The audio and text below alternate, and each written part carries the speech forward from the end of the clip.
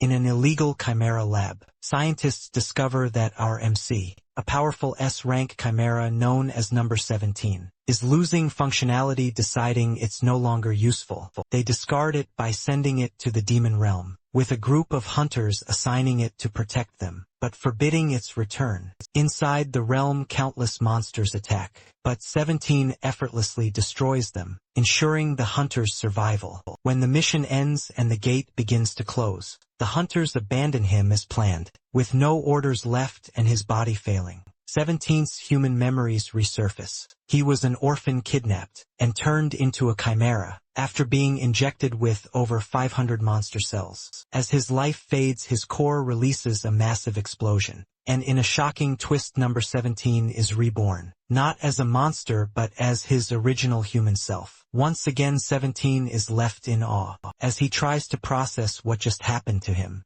he realizes that the monster cells in him are still active, meaning he is not a regular human. He figures out that the lab is already done with him, which is why they have not come to retrieve him. In addition to the changes on his body, the experiment number on his wrist is gone. 17 believes that he was able to return to life, thanks to the ability of the fire-type monsters that reside in his body apparently. Unless the core is destroyed, the creature can survive up to 3 times. However, there is a saying that the phoenix doesn't fuse with human cells, which basically concludes that his own case is a special one. 17 figures out that everything the lab did to keep him under their leash has absolutely disappeared, and since his life as number 17 is over, he thinks of living as a regular human. In his quest to start a new life, he thinks of a name for himself, and he concludes on Cheon D1. Cheon initially thinks of getting revenge, but he trashes the idea since he doesn't even know who he is supposed to target. Nonetheless, he is confident that he will eventually run into his targets one day. When Cheon realizes that his body is bare, he figures out that getting clothes will be the first step in becoming human. He starts walking around the demon realm, and soon finds a river which he thinks would be helpful. He looks around and suddenly finds a dead bird, monster that died from poisoning. Since he happened to need leather, he figured out that the bird's hide would do. He transforms his arm into a blade, and with what he learned in the lab, he gets down to skinning the bird. The moment he sinks his blade into the bird's skin, a large smell of poison fills the air. Nonetheless, Chien continues with skinning the bird, and eventually he renders the dead bird bare. He now has a large hide that he can use as cloth, but he is disappointed that the hide is very stiff, and in addition it has not been treated just. Then, he remembers that he can actually tan the hide himself. He gets down to it and starts pounding the hide, until it becomes very soft. Xian is proud of what he achieved, and he wastes no time cutting the hide into shape. While he is doing this,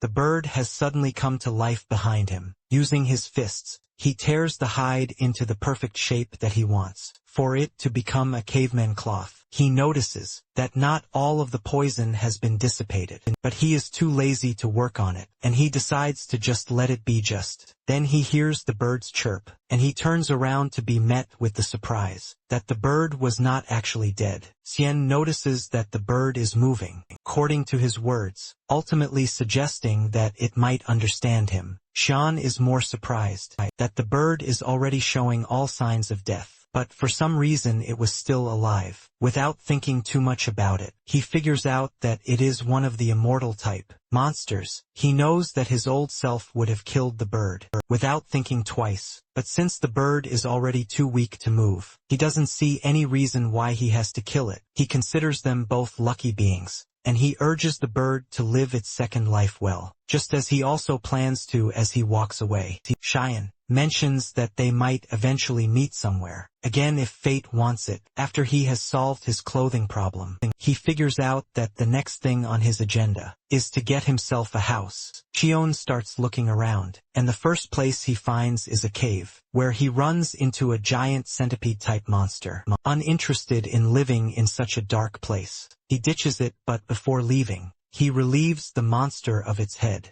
Upon leaving the cave, he wanders till he reaches the snowy mountains. He encounters some ice monsters, but he easily takes them out too. He considers the snowy mountains a no-no, because it is going to be hard for him to find food. He continues his search for the perfect home, and after so much effort, he finally finds a location that suits him. There is a lake in the area, and the vegetation is green, with a hill circling the area. He checks out the lake, and realizes that it is filled with fish, that he can use for food. Everything that makes for a perfect home is present in the area, and without much debate on it, Sean figures out that he has found where to build his new house elsewhere. A mechanical type chimera just found itself in the demon realm. Since Chan has decided to build a house at the location, he finds a suitable plot and he turns his arm into long, sharp blades with just a swing. He cuts down timbers and arranges them. When he places the foundation timbers on the ground, he notices bumps, and he fixes this by clearing the land until it becomes level. After he is done with this,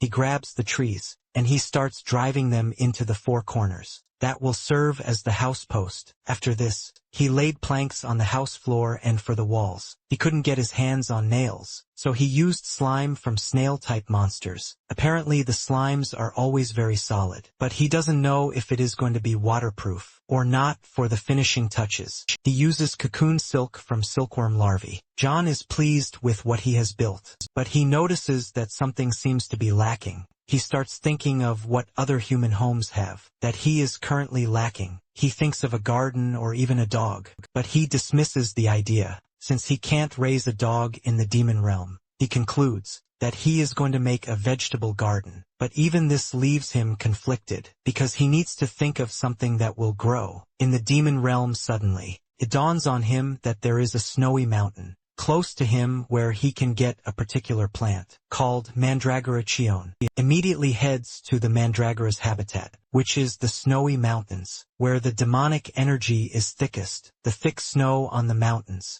made him remember when he was kidnapped as a kid and sent to the lab. Even though he went through pain, he can't deny the fact that becoming a chimera has its perks. Some of the perks of being a chimera are that he doesn't have to worry about the cold or hunger momentarily. He finds the Mandragora's plantations. Apparently, the Mandragoras are extremely stress-sensitive, and they are like a sunfish-type monster. They basically can die from even the slightest environmental changes. Since he is planning on relocating the Mandragora, he figures out that picking out the younger, more adaptable ones will be the best. The first thing he does is remove the roots, and he also thinks of covering his ears, since they are notorious for screaming when disturbed. He pulls one of the Mandragoras out, but to his surprise it remains silent. He assumes it's a fluke and he pulls out another, but the result remains the same. In fact, the Mandragoras are having a nice nap, and couldn't care less. He pulls out several more, but none of them scream like he expected them to.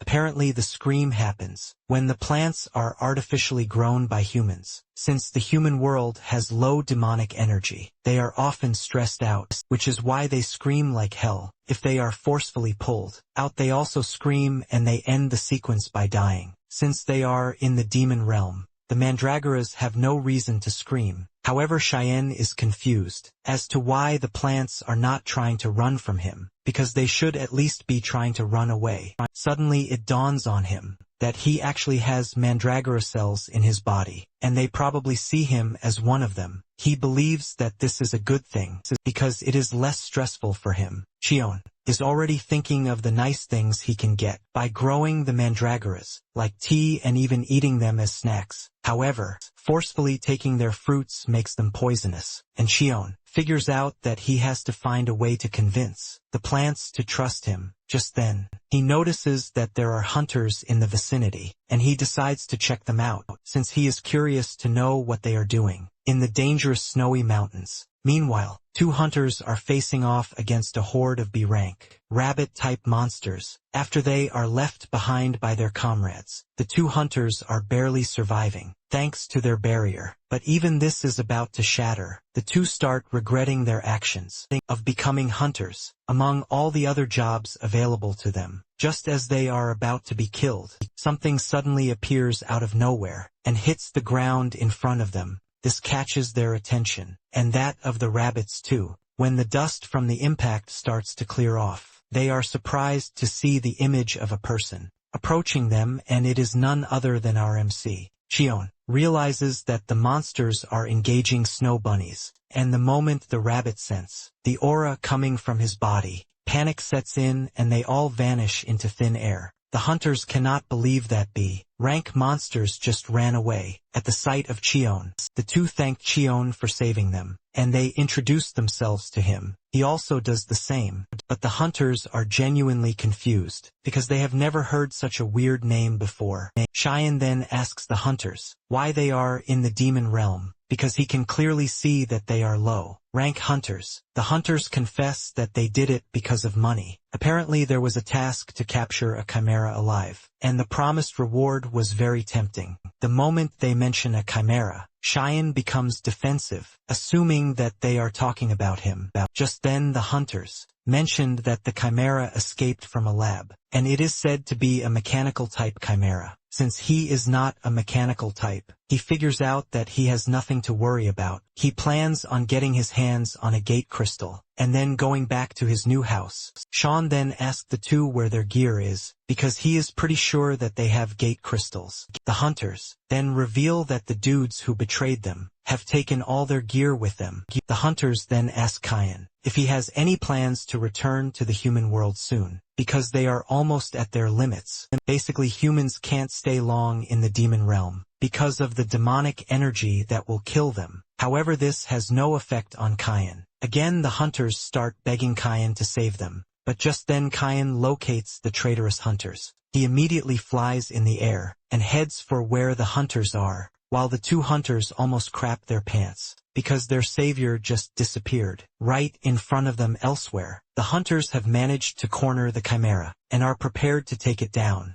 The moment they start converging on it, the chimera angrily activates its battle mode, ready to take on the hunters without fear. Momentarily Cheon arrives at the last location, where he sensed the chimera, only to find nothing but blood and the hunter gear. In addition to this, there is a child's footprint mixed with beast tracks, suggesting that the chimera was changing form while fighting the hunters. Since the chimera was made of liquid metal, it makes sense that it can freely change shape. However, the material used in making it is quite rare, which is why they made it small, not more than the size of a kid or a dog. Cheon is impressed that the chimera was able to take on 5B-rank hunters who were after it. On the other hand, the two hunters are already at their limit, and one of them even has a baby on the way. They are expecting their certain demise. When Cheon shows up on the scene, carrying their gear on his back, the hunters start begging him to save them, and just when he was about to ignore them,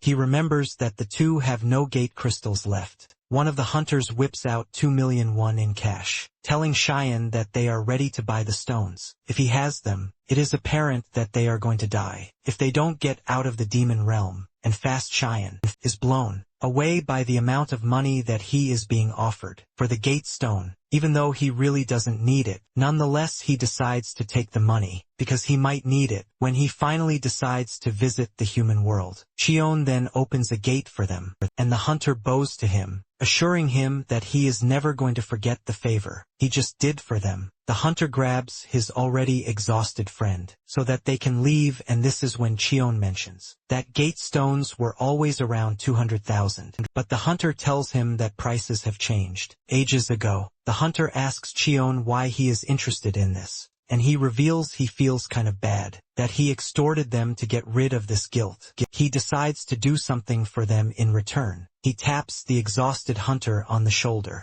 and starts infusing mana into his body, ultimately shocking the hunters. The technique is something that even a rank hunters don't want to get involved with. This is because the manas might clash and tangle, which will rupture their mana holes, ultimately causing death. The hunters assumed that Cheon was going to fail, and they were going to die. But to their utmost surprise, he pulled it off and he purified the demonic energy. The hunters hugged each other tightly, because they thought they were already dead. After he is done helping them, Chim decides that it is time for him to leave. The two start thanking him, while wondering just how powerful his mana is, for him to have easily infused it into the exhausted hunter. After the hunters are gone, he returns to his house, and he is pleased that his trip went well. He notices that mandragoras are already awake, and he figures that it is time to plant them. He finds a spot on the land, where he plants the mandragoras, but they seem unhappy. Cheyenne wonders what is wrong with them,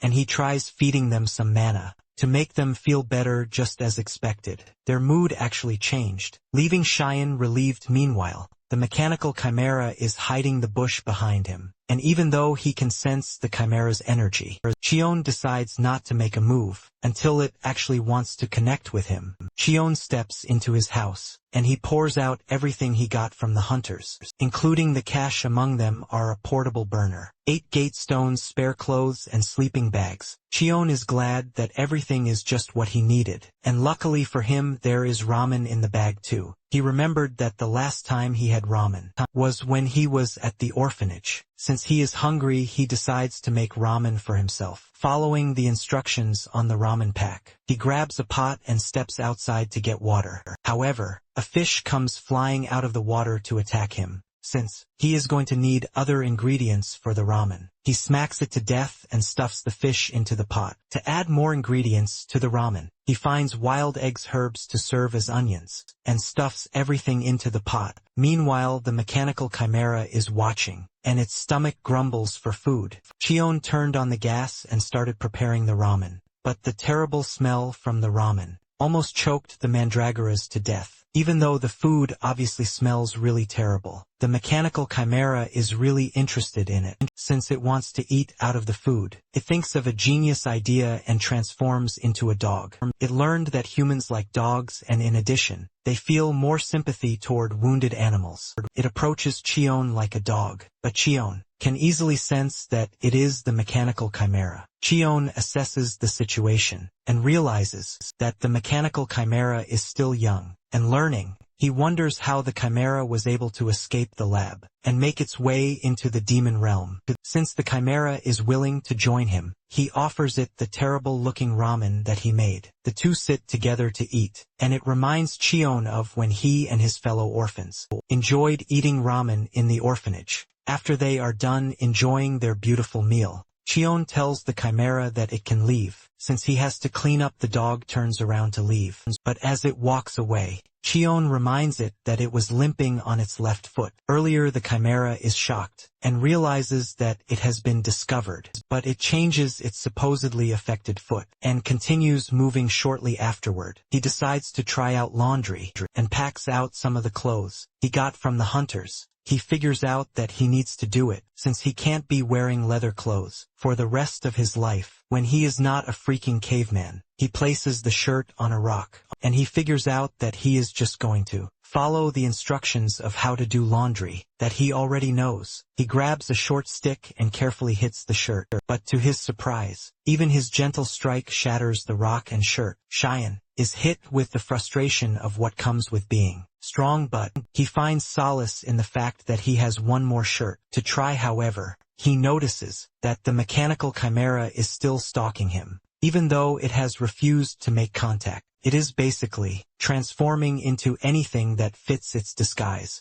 and it's watching his every move. With everything he has seen so far, Chion figures out that the mechanical chimera is still under the age of 5. In addition, it has an awkward mechanical speech, which Chien thinks is okay, since it is just a side effect in young chimera, who had knowledge forcibly implanted into them. After a really tough moment, he finally pulls off doing the laundry, and it comes out nice. However, it was after washing the shirt that he realized that it was too small for him. But instead of ditching it, he decided that he was going to just hang it on the line and leave it there as a trophy. After this, he figures out that checking on the mandragoras is the next thing on his list. Just as he left the cloth on the rope, the mechanical camera grabs it and puts it on, just because it is imitating what he has seen in other humans. The mechanical camera declares that the shirt is finally its own, and to rock it better, transforms into a young girl with beautiful, long hair while looking at the mandragoras. Chion realizes that they are acting really weird, which is not supposed to be so. The leaves on the plants are already wilting, and the roots appear to be dry.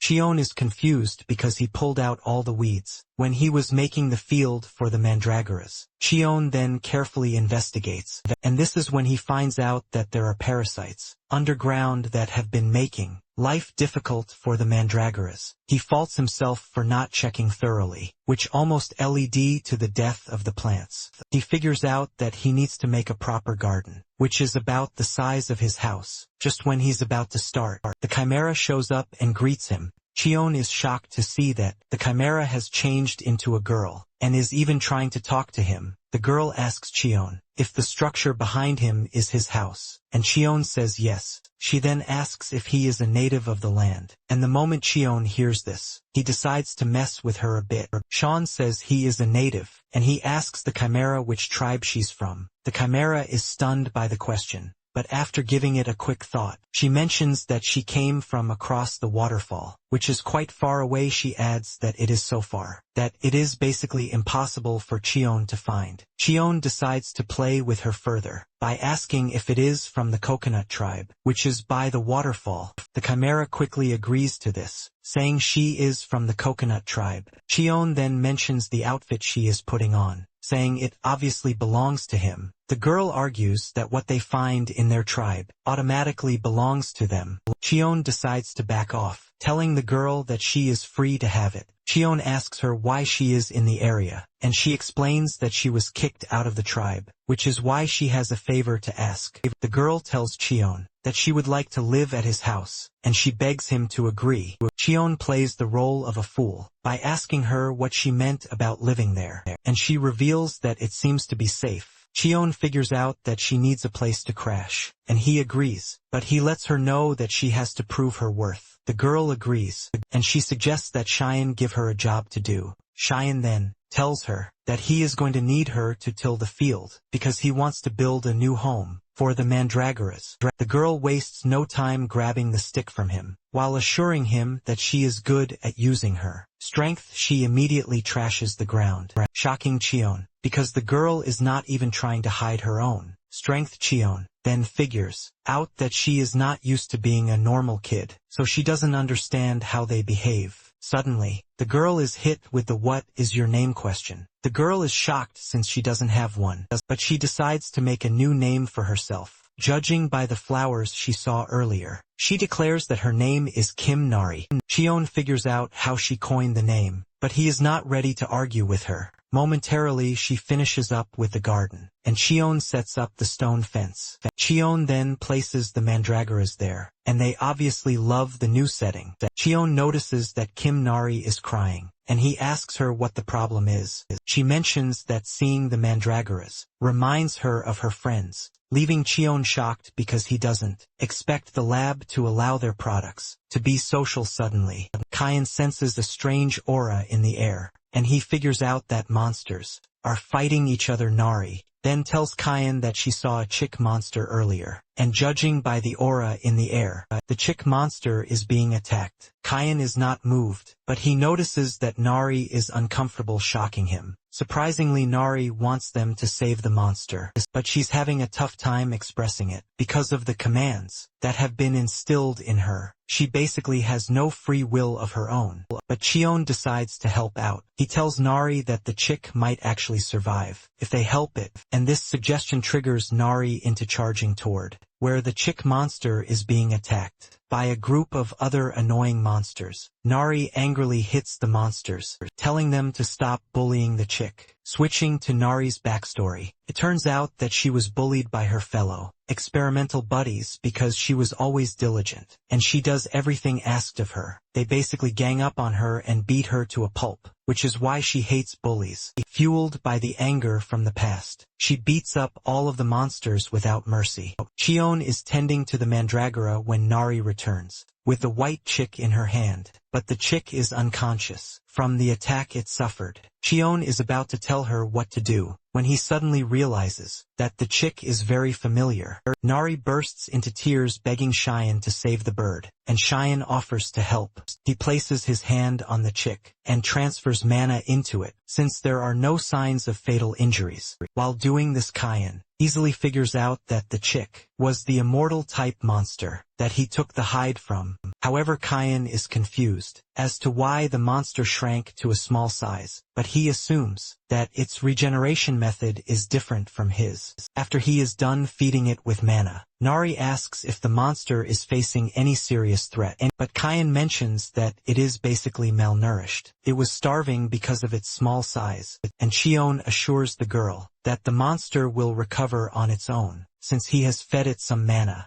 Surprisingly, Nari is scared to leave the chick by itself, and she begs Chion, asking if she can raise the monster. She promises to train the monster properly, and even feed it. Chion tells Nari that the chick monster might end up being gigantic when it matures, but Nari doesn't mind, assuring Chion that she is going to feed it just a little. Chion is not ready to start going back and forth with her again, and he agrees for her to take care of it. Chion believes that it will also come in handy if they just leave it in the yard to guard it momentarily. The bird monster wakes up, and the moment it opens its eyes, it recognizes Chion. While Nari is celebrating that the monster is awake, the monster, on the other hand, is staring cautiously at the tough dude standing in front. The monster is also disgusted with the fact that it is being grabbed and thrown around by a little girl, leaving it to wonder how a little girl found its way into the demon realm. While Nari is hearing a goo-goo sound, Chion can hear the bird monster screaming for its life. Chion is shocked by the realization that he can understand what the bird is saying.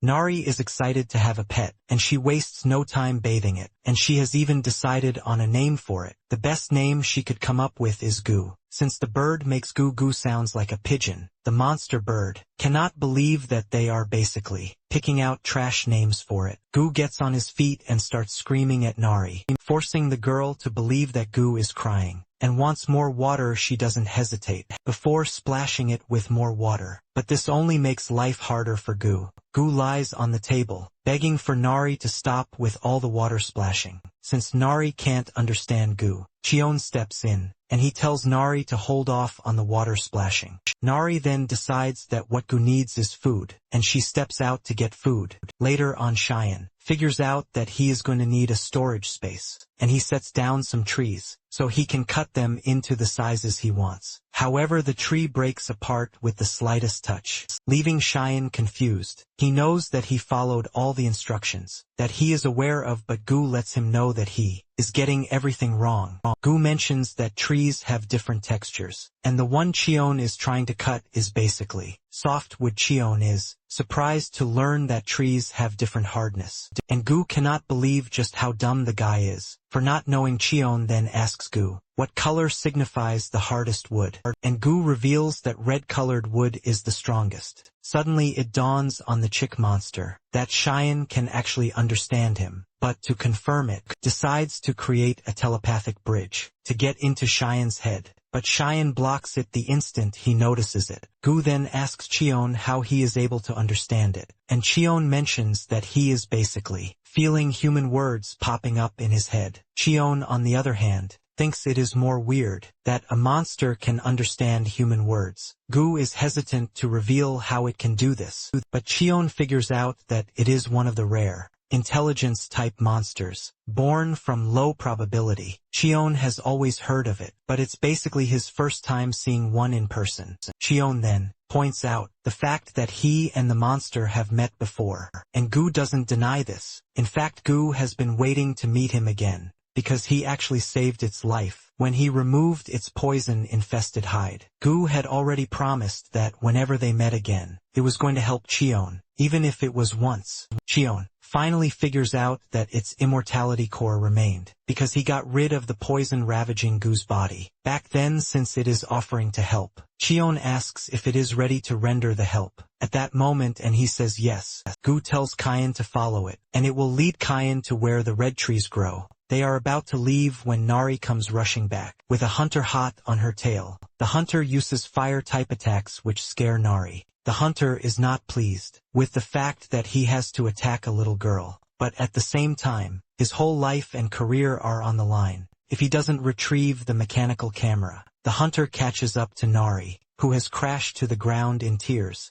He shoots a powerful flame attack to try and overwhelm Nari, but Chion blocks the attack. Chion looks absolutely pissed, with Gu sitting on his shoulder, as they aura farm their way into the scene. Gu tells Chion that he will tell Chion about the trees, after they have saved Nari. Chion notices that Nari is acting totally out of it, because she is afraid of fire, and he decides to put out the fire first. Gu is pissed that the hunter is bullying a kid, and the hunter, on the other hand, is pissed that someone he doesn't know is preventing him from carrying out his duties. Chion basically tells the dude to keep his mouth shut, because he talks a lot. This pisses the hunter off, and he angrily unleashes more firepower from his body. But Chion does something easy to subdue him. He hits the hill behind him with an energy blast that causes it to come crashing down on the hunter. The hunter realizes this very late, and before he knows it, he finds himself trapped under a bulk load of sand. Cheyenne then checks on Nari, to tell her that she has nothing to worry about again.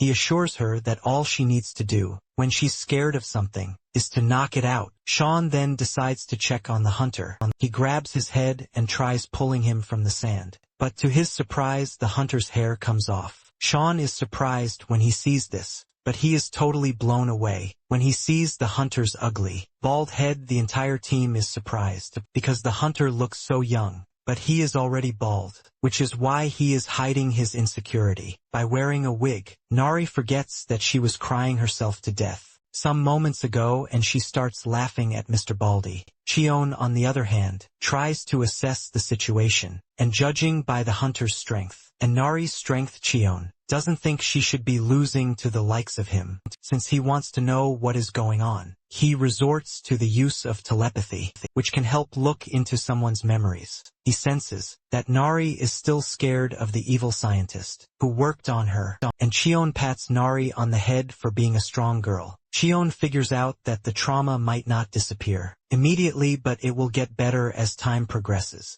Chion is then left with what he is supposed to do with Mr. Baldy, and with a bright face Nari says she has an idea. Momentarily the hunter wakes up to find himself hanging from the waterfall. They have tied a big rope to a big stone, and he is strung to the rope. The hunter sees this and starts regretting all of his life decisions. Nari is in the distance, is having a laugh, while Chion tries to stop her from making fun of someone else's appearance. Chion then grabs the pot and fetches water from the river, claiming that it is for ramen. Nari is excited when she hears this, because she believes that Chion's fish ramen is the best in the world. Chion teases her by asking her if the coconut tribe eats fish ramen, and she excitedly says yes. The hunter, on the other hand, is trying to understand his situation, and judging by Chion's appearance, he figures out that he is a rank at least. However, he doesn't rule out the idea that Chion might even be stronger than he thinks, because there are reports of hunters who are pretty strong, but they operate from the shadows. While Sean is getting water for the ramen, Nari is busy catching fish left and right. Sean then tells her that they only need one fish, so she can let the rest go. Nari excitedly agrees with this, and Sean urges her to drop the fish in the pot. The hunter is horrified by what he is looking at, as he cannot believe that the huge amount of water that they are fetching into the pot is what they plan to use in cooking the 3 packs of ramen. The hunter cannot stand the abomination that they are about to commit, and he screams at them, telling them to let him go so he can cook the ramen. Kyan agrees and cuts him down from where he is, so he can cook the ramen even though it is just ramen. The hunter can sense the immense pressure coming from the two, ultimately pointing out that he is dead meat if he messes it up. With sweat dripping from his face, he decides to go with the standard form of cooking, ramen that he knows. He figures out that the amount of water that he needs will depend on what his sixth sense says. It is since he is cooking 3 packs of ramen. He adds the sauce and noodles to the boiling water, and he figures out that he needs just a little over 4 minutes to get it done. To get the exact minute, he starts counting his heartbeat, and the moment he reaches 200, he starts implementing all the noodle techniques that he knows. The hunter wishes that he had some kimchi, but since he is in the demon realm, he can't nonetheless. He did his best, and he has no regrets about what might come after. Once he is done, he calls the group to ask if they are interested. They stare at the noodles, and Nari is the first to point out that the noodles look absolutely different from those Chion cooked. Chion in the group decide to try it out, and the moment they take a spoon out of it, they are sent into a foodgasmic state because of the tasty ramen. Nari jumps off the table, telling Chion how delicious the ramen is. Even Gu is entirely blown away, as he asks if humans are always eating such delicious food. Every day Chion mentions that he's actually surprised, but he suggests that they finish the ramen first. Shortly afterward they finished the food, and deep down they wish the ramen hadn't finished. The hunter nervously asked them if they liked the ramen,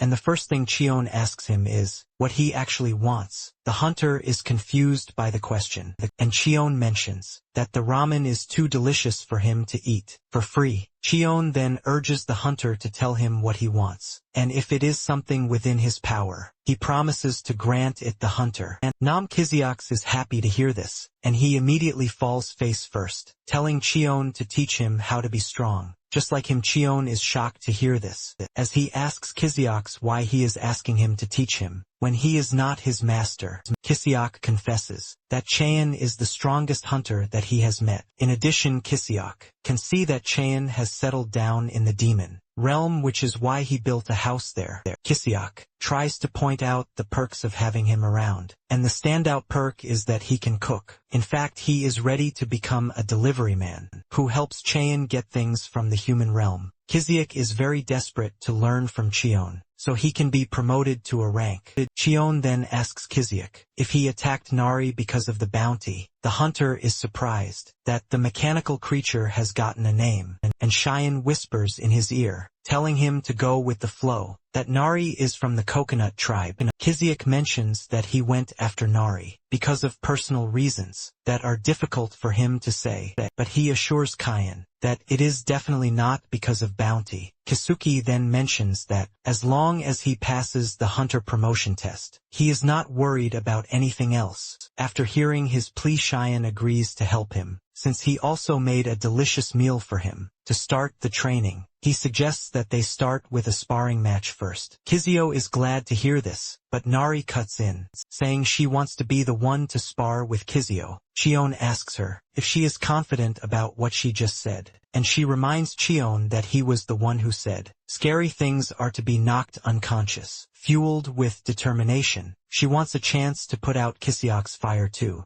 Chion then points to a black rock, asking Kisiok if he can break it. The rock is known as Black Iron Stone, which is a stone that is said to be several times harder than diamond. Kisiok is stunned by the request, and while he is still making up excuses of why he can't break the stone, Nari shatters it and demands that they engage in a sparring session. The next scene dives into Kisiok's backstory, who was a naturally awakened hunter, and considered a prodigy at that. He awakened his abilities when he was 8, which is a bit early, since regular people awaken their abilities when they are 10 or older. Because he was hardworking, he was able to grow at a really fast rate, and he reached B rank plus before the age of 20. Everything was going so perfectly for him, until he realized that his hair had fallen out. In his early 20s, the crown on his head reduced drastically, and by the time he got to his mid-20s, he developed a receding M-shaped hairline.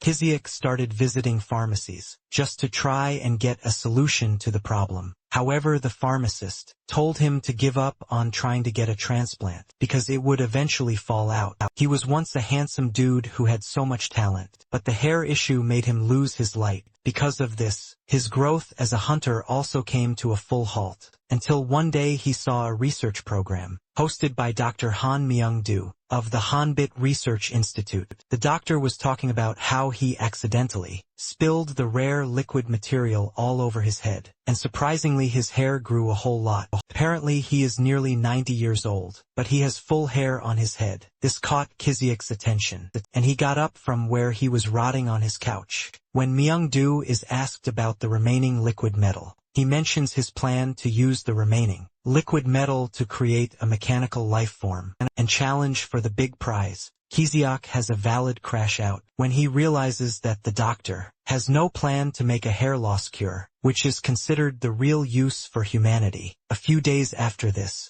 Kiziak reads in the news that the mechanical life form, created by the Hanbit Research Institute, has escaped into the demon realm. Since there are no laws in the demon realm, Kiziak got out of his slumber and decided to find the mechanical life form so he could keep it for himself. He plans to pour all the metal there on his head, but now that he is in the demon realm and sparring with Nari, he is getting beaten up. Kiziak cannot believe that Nari is way stronger than him, because he couldn't even land a single hit on Nari. Kian is disappointed and lets Kiziak know this. However, Kiziak is not a quitter, and he assures his supposed master that he is going to do better. Later on, Kian manages to get the storage cabinet done, thanks to the tip he got from Gu about the redwood. Even Gu is proud of Kian's creation, and it tells him that the cabinet will definitely last a long time. While everyone is busy with their own thing, Kiziak is training really hard. Even though he is suffering in Nari's hands, he doesn't feel any sense of embarrassment. Instead, he feels a sense of freedom. He believes that this is because he has taken off his wig.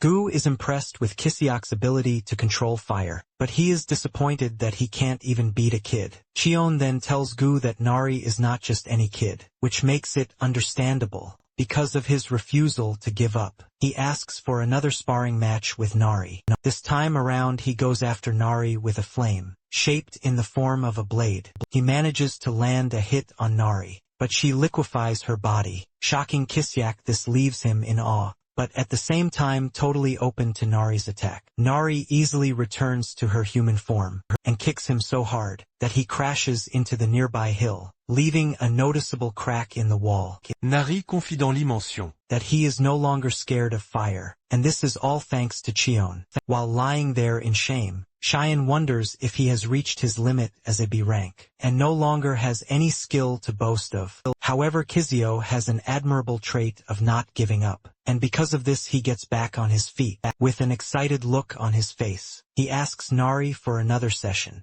but suddenly he notices that he has a nosebleed, and Cheyenne asks him how many days he has spent in the demon realm. Kijuok replies that he has been in the demon realm for 9 days, and Cheyenne suggests that he return to the human realm, because at his current rank, he is going to die if he stays any longer. Kiziak agrees with Chien, even though he wants to stay longer. Chien then tells him that he has the potential to become a rank hunter, and by this he urges him to continue working hard. Kisoyak is shocked to hear this, but he no longer has any hope in himself, because he has been failing a rank exam for 6 years straight. Apparently there is a saying that, if one can't pass the same rank exam in 3 years, the person is nothing but a lost cause, and for him to have failed 6 times already is just unprecedented. Cheon then tells him that he can do it, because his mana hole hasn't fully developed. Cheon urges Kisiak to make sure he purifies the demonic energy once he returns. Kisiak thanks Cheon for the advice, and he assures him that he is going to do his best. Momentarily Kisiak prepares to return, and he asks Cheon if there is anything else that he needs, because he can see that he is out of ramen already. Sean doesn't ask for anything else aside from the ramen, and Nari wishes him a safe trip. Kizio urges Nari to continue training, while telling her that he is going to win their fight the next time they clash before stepping off. Kisiak asks Cheon if he has seen his wig, but he says no, that he hasn't. That once there is nothing else to do, he finally leaves, and after he is gone, Gu calls Cheon's attention to the risk of Kisiak betraying them. Cheon then asks Gu what he thinks Kisiak would do, since he can also read people's minds. Cheon can see that Kisuki is not joking, around with his quest to become stronger. And in addition to that, Cheon likes the fact that he is sincere. Just then Nari asks Cheon if he can understand Gu, and he says yes. Cheon then takes Nari into the house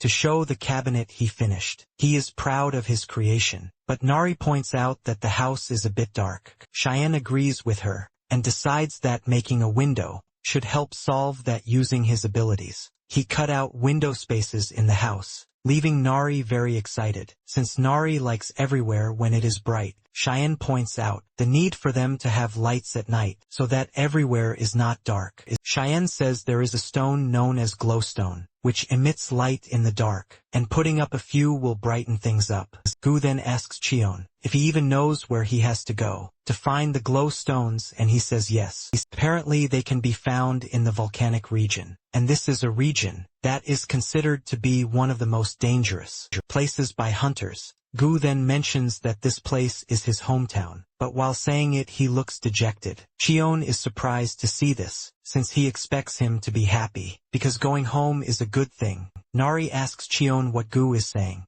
and Cheon simply reveals that Gu is upset about something. Since Gu is worried about the volcanic region, Cheon says he will be going by himself, so the two are free to stay at the house. Nari refuses, saying she has to go with Cheon because she has overcome her fear of fire. Cheon is impressed that the girl managed to overcome her fear pretty fast. Sean then asks Gu if he is interested in going. Reluctantly he replies that he would, and this is because he has some unfinished business back there since they are all in agreement to go. Cheyenne reveals that he is going to make some equipment for Gu to use in the volcanic region. Meanwhile, in the Mandragora plantation, they are busy playing with Kiju's wig that they stole. Apparently the volcanic region is largely avoided because of the volcanic ash that tears against the skin, the concentrated demonic energy that is liable to kill from just a single breath, and the toxic gas. It is also one of the reasons why it is almost unknown to the human world. But the moment the team arrives there, Nari is already playing around with fire literally.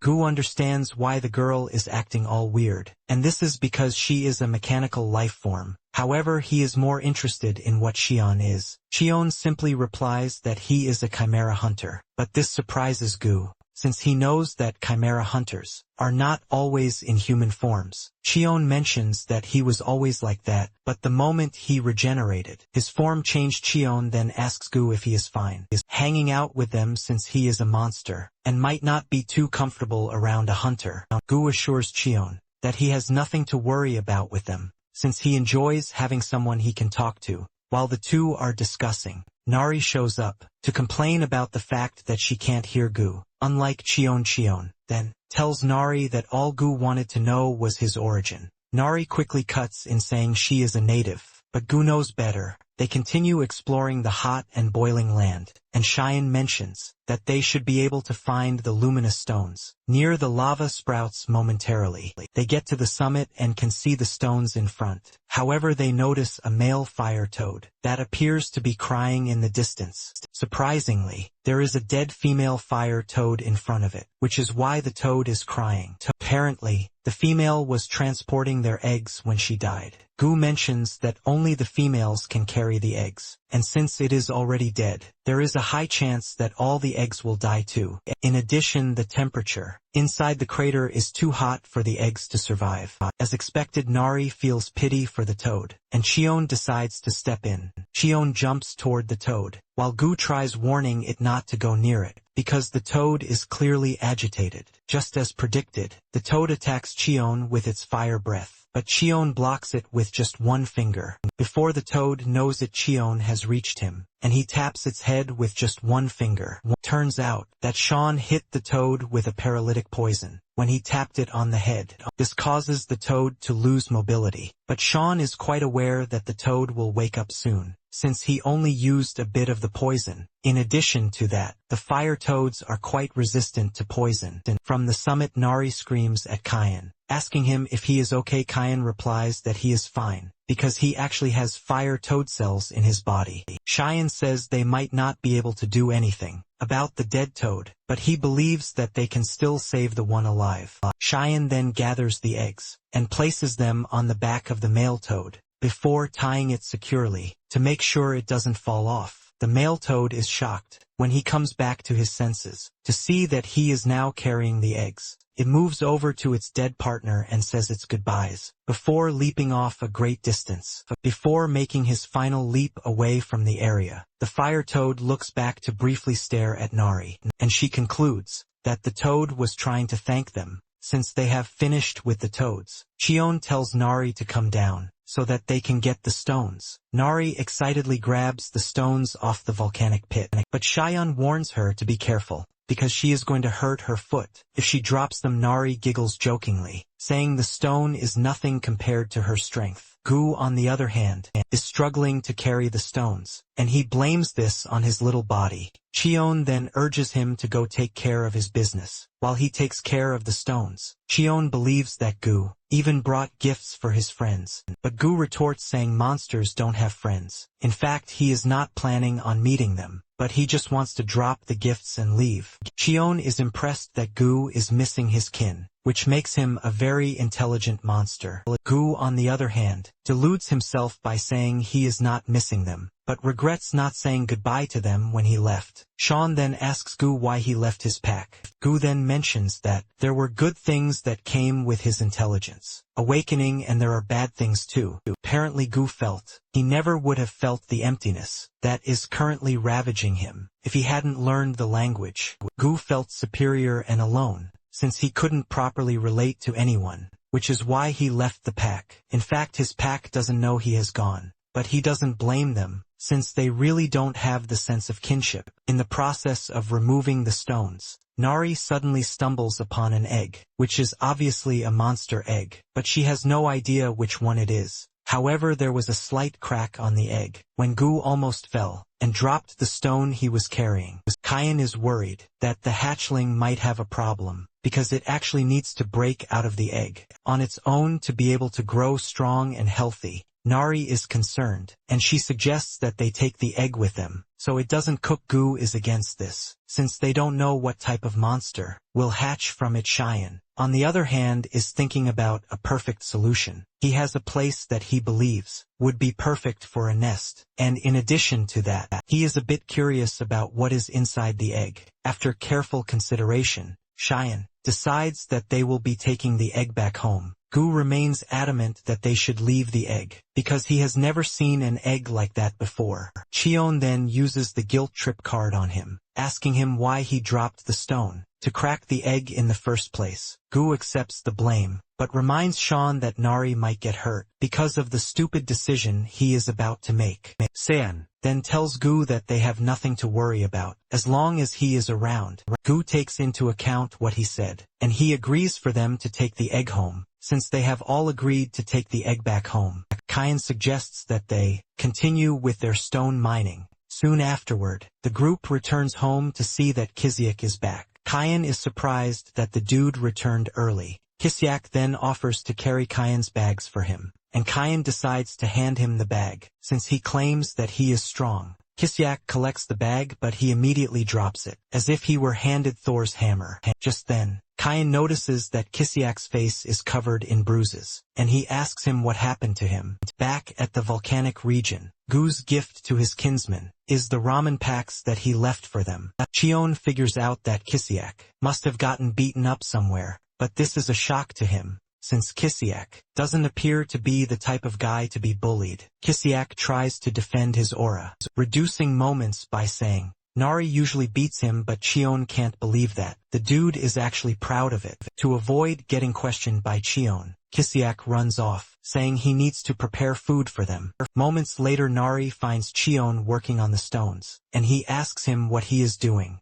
Chion mentions that he is working on the lamp by cutting and shaping the stones. Chion tells Nari that he is going to hang the glow stones on the ceilings, and he assures her that it will turn out nice. Nari commends Chion for being a smart guy, and the fact that he explains things in detail too. In addition, Nari believes that Cheyenne is a kind-hearted person, just like her father. Cheyenne milks the opportunity by asking her if she is talking about her daddy, who is in the coconut tribe. Nari tries to play along too by saying yes. Shortly afterward, a fight breaks out between Gu and the Mandragoras, because he believes that they invaded his territory. Later on, Kisiak finishes making one of his special dishes, tofu pockets. He serves the dish and urges the group to dig in. Even though Qian is interested in the food, he tells Kisiak that he would like to know what actually happened to his face. Kisiak mentions that he went to the Hunter Association to apply for the promotion exam,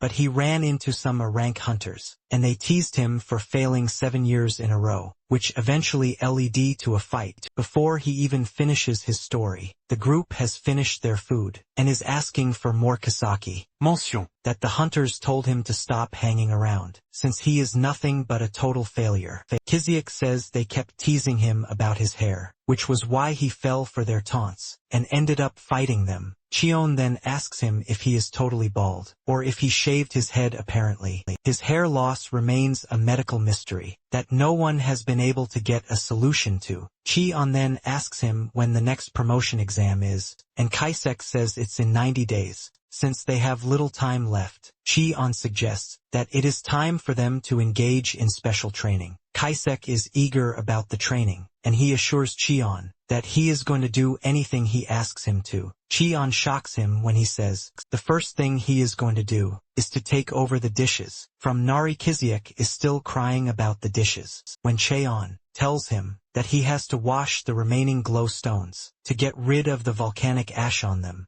Kisiak is shocked by this, leaving him to remind Cheon that he mentioned something about special training. Cheon then tells him that he is free to ignore the training if he wants to live the rest of his life as trash. Cheon then turns to Nari, telling her that they need to go fishing to aid their digestion. Nari is excited about this, and Kisiak, on the other hand, figures out that Cheyenne must have a reason to tell him to wash the dishes. Instead of complaining, Kisiak gets down to the dishes, because he is a man who worked really hard to get to be class. Kisiak doesn't waste any moment in glazing himself about all the good qualities that he has. Kisiak runs after Nari and Cheon, and he joins them at the river, while Nari and Cheon are trying to catch fish. Kisiak is busy doing the dishes, but he is having a hard time with the fish. Apparently his type of power makes it hard for him to deal with aquatic animals. Cheon is utterly disappointed in Kisiak, and he tells him that his mana has its uses. He tells him to put up a shield with his mana, and Kisiak mentions that he is always trying to, but it has never worked. Upon hearing this,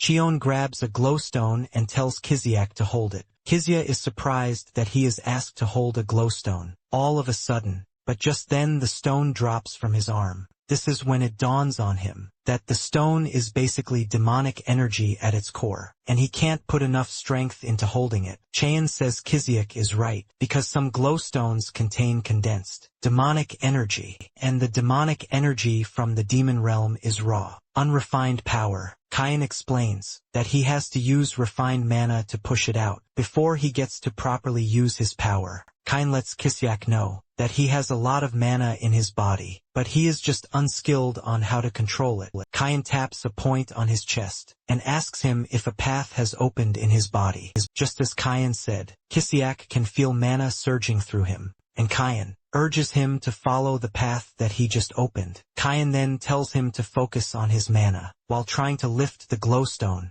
Kisiak does as instructed, and after struggling a bit with the stone, he is finally able to lift it up. Kisiak is impressed that doing the dishes and washing the stones were all part of Kahyun's plan, since Kisiak is happy doing it. Chaehyun tells him to continue channeling his mana, while also taking care of the dishes. Excited about the whole situation, Kisiak assures Kayan that he is ready to do everything. He mentions Kayan is also impressed by his determination and sheer will, because deep down, Kayan is confident that Kisiak is capable of doing it. That night Kayan hangs the glowstone in the ceiling, and it makes for a good lamp. While everyone else is sleeping, Gu is the only one with the egg, because he slept earlier in the day, and there is nothing like sleep in his body again. Suddenly, he sees Nari stand up from her sleep like a zombie, and she starts walking out of the house. Surprisingly, Nari walks out of the house to take care of her clothes, because it is dirty Cheon,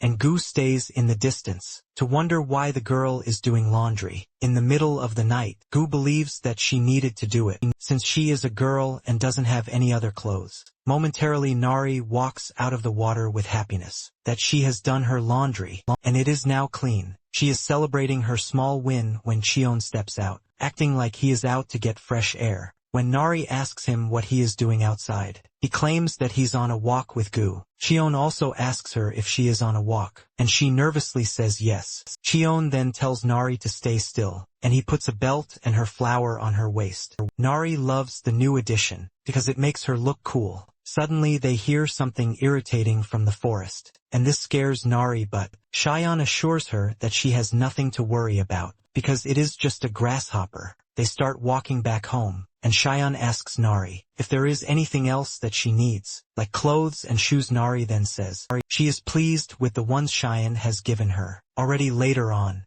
Cheon steps out of the demon realm, wearing a nice outfit but with no shoes. He intends to go shopping because of Nari, and the passers-by look at Cheon like he is some sort of insane person. Cheon can't get Nari out of the demon realm, since she has a tracking device embedded in her. And also, she is also suffering from trauma Cheon never believed he would find himself in the human realm, because of a kid's clothes. While he is standing around, looking for the clothing store, he is approached by a rugged-looking kid, who assures him that he can help him find the clothing store for 10,001. Since he can clearly see that Cheon is not from around there, he assures him that he can lead him to a store. Cheon is willing to pay, but he tells the dude that he doesn't have small bills with him, and would only pay when he gets smaller change. The kid is not impressed that a hunter has no 10,001 on him, and he assumes that Cheon is a rookie who got scammed. Nonetheless, he still asks Cheon to follow him, since he looks like he has money to buy clothes.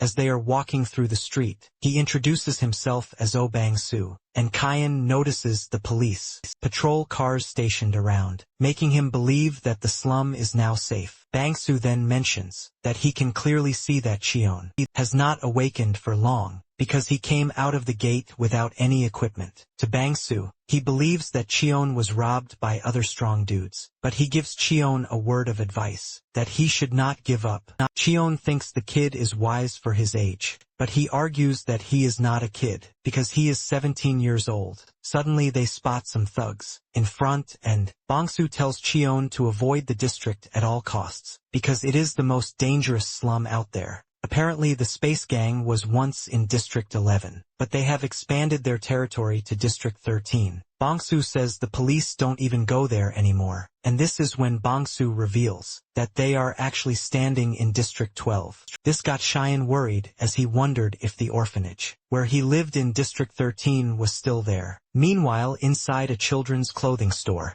the owner is already regretting her decision to open a children's store inside the slum, and she is thinking of switching businesses. When Cheon enters the store, after a funny interaction between Bang-suk and the store owner Park, he tells her that Cheon is there to purchase some clothes. Park angrily grabs Bang-suk by the cheeks, telling him to stop bringing broke hunters to her store, because she has a lot of them owing her already. Park has already written Cheon off because of the way he is dressed. Apparently she was the one who told Bang-suk to bring pitiful hunters to the store, because they remind her of her late brother. Park admits this but says she will eventually run out of business if she continues helping. While the two are busy arguing like a couple, Cheon is checking the clothes in the room. Just then Cheon cuts in, telling them that he wants to buy clothes, and brings out a 10 million won bill, saying it is all the money he has. The moment they see this, their reception changes, as Park starts acting like a good store owner. While Bang-sun carries a plate of snacks and a drink for him, Park starts marketing all the clothes that she has in the store.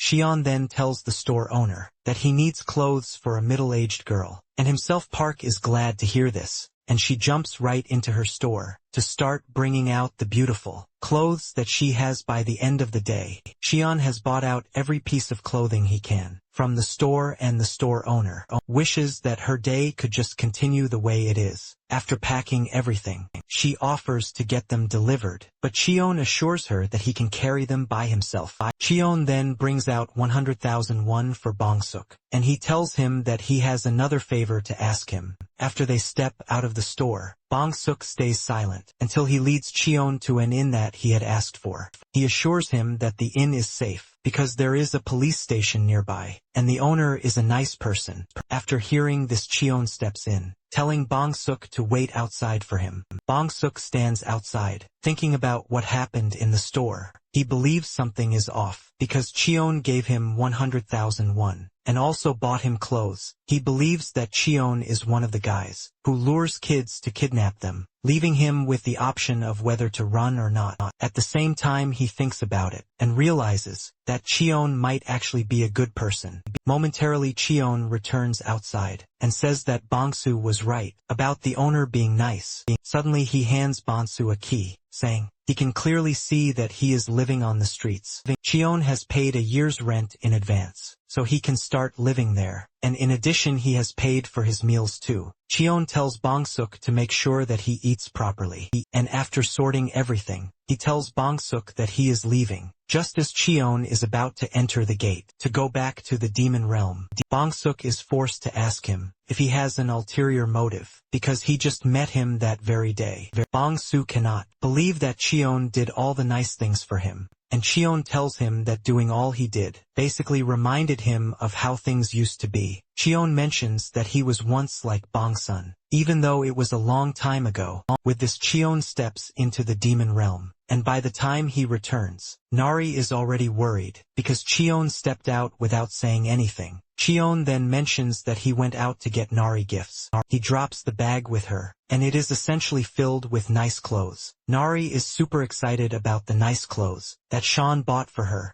and he urges her to take them into the house to try them on. In a quick revelation, it was Kiziak's clothes that Sean borrowed to go to the human world, and he didn't even get him anything when coming back. Later on, Sean sits down to fold the clothes, while Nari tries on some. Cheon is glad that Nari is excited about the clothes that he bought for her, and she also looks cute while wearing them. After trying out a few, she finally picks her best one, which is the one with a chick drawing in the middle, and she claims it looks like Gu. Gu cannot believe that he is being compared to a dull chicken drawing on a cloth. Cheon then offers her the chance to try folding the rest of the clothes herself, and she happily accepts it. Gu then Mention. that there is no room in the house for all the clothes that Cheon brought back. Sean says he's been thinking about this, and his solution is that they are going to expand the house so he can create a walk-in closet and then install a built-in wardrobe. Gu is worried that they need to start cutting trees for this, but Sean tells him that he has the perfect person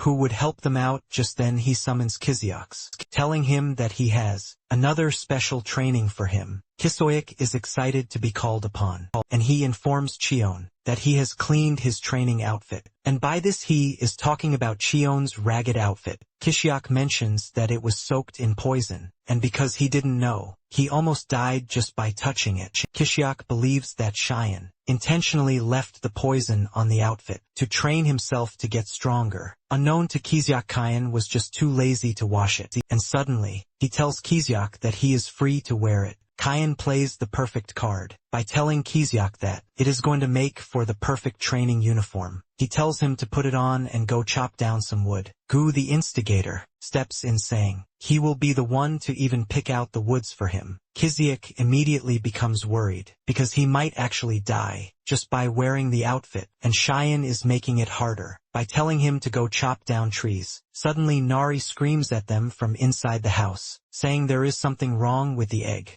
The group enters the house, and Cheyenne believes that the egg is about to hatch, which is why the movements are getting violent. Kiziak is worried that a disaster-grade monster will come out of the egg, but Nari disagrees, saying it is going to bore a cute monster. The two are arguing when the egg starts to hatch, and what comes out first are some really sharp claws. The group remains curious until the entire egg hatches, revealing the creature inside. But Nari and Kiziak are entirely confused, because the creature is not one they have seen before. It has the body of a snake, while its feet look like those of a bird. The creature wastes no time jumping from the table onto Kiziak's face, and he almost dies from fear. Later on, Kiziak begins cutting down the trees, as requested by his master. Gu sits on his head to monitor and supervise, and while cutting the trees, Kiziak is having a really tough time because of the poison present in the outfit. Kiziak cannot believe that Chion was perfectly walking around in the damn outfit. Chion, on the other hand, just had a good time after folding clothes. Nari then shows up with the creature in her hands, telling Chion that it appears to be an obedient and nice creature. Chion believes that the creature is loyal to Nari, because it can figure out that she was the one who saved its life.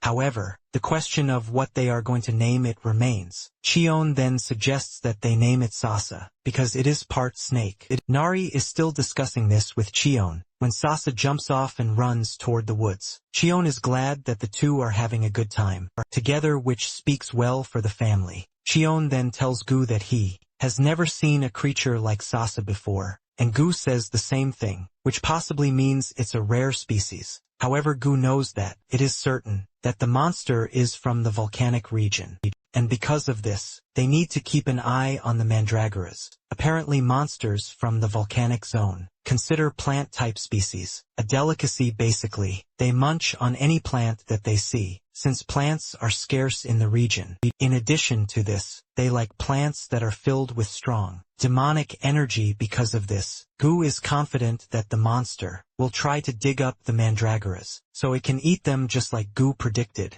The monster has already made its way to the mandragoras field, and a stare down ensues between them. Nari wants to stop them, but Chion says there is no need for this. He believes that they are monsters, and they need to get a go at each other even once, to sort out their differences. Since Sasa is still quite young, Chion doesn't think it poses much danger to the plants. Just then Sasa aims for the smallest mandragora, but the biggest one blocks it. The mandragora immediately jumps into a defensive, then counter-attack formation, and just as expected, the second mandragora launches the counter-attack. However, Sasa blocks the attack with its tail, while looking like it's smiling. However, the third one already uses the opportunity to close down on Sasa. In the end, the mandragoras beat Sasa up and it starts crying. Sasa ends up running away, and Cheyenne mentions that the mandragoras are the winners of the first round of the fight. Since the show is over, Cheyenne suggests that it is time they return to what they were doing.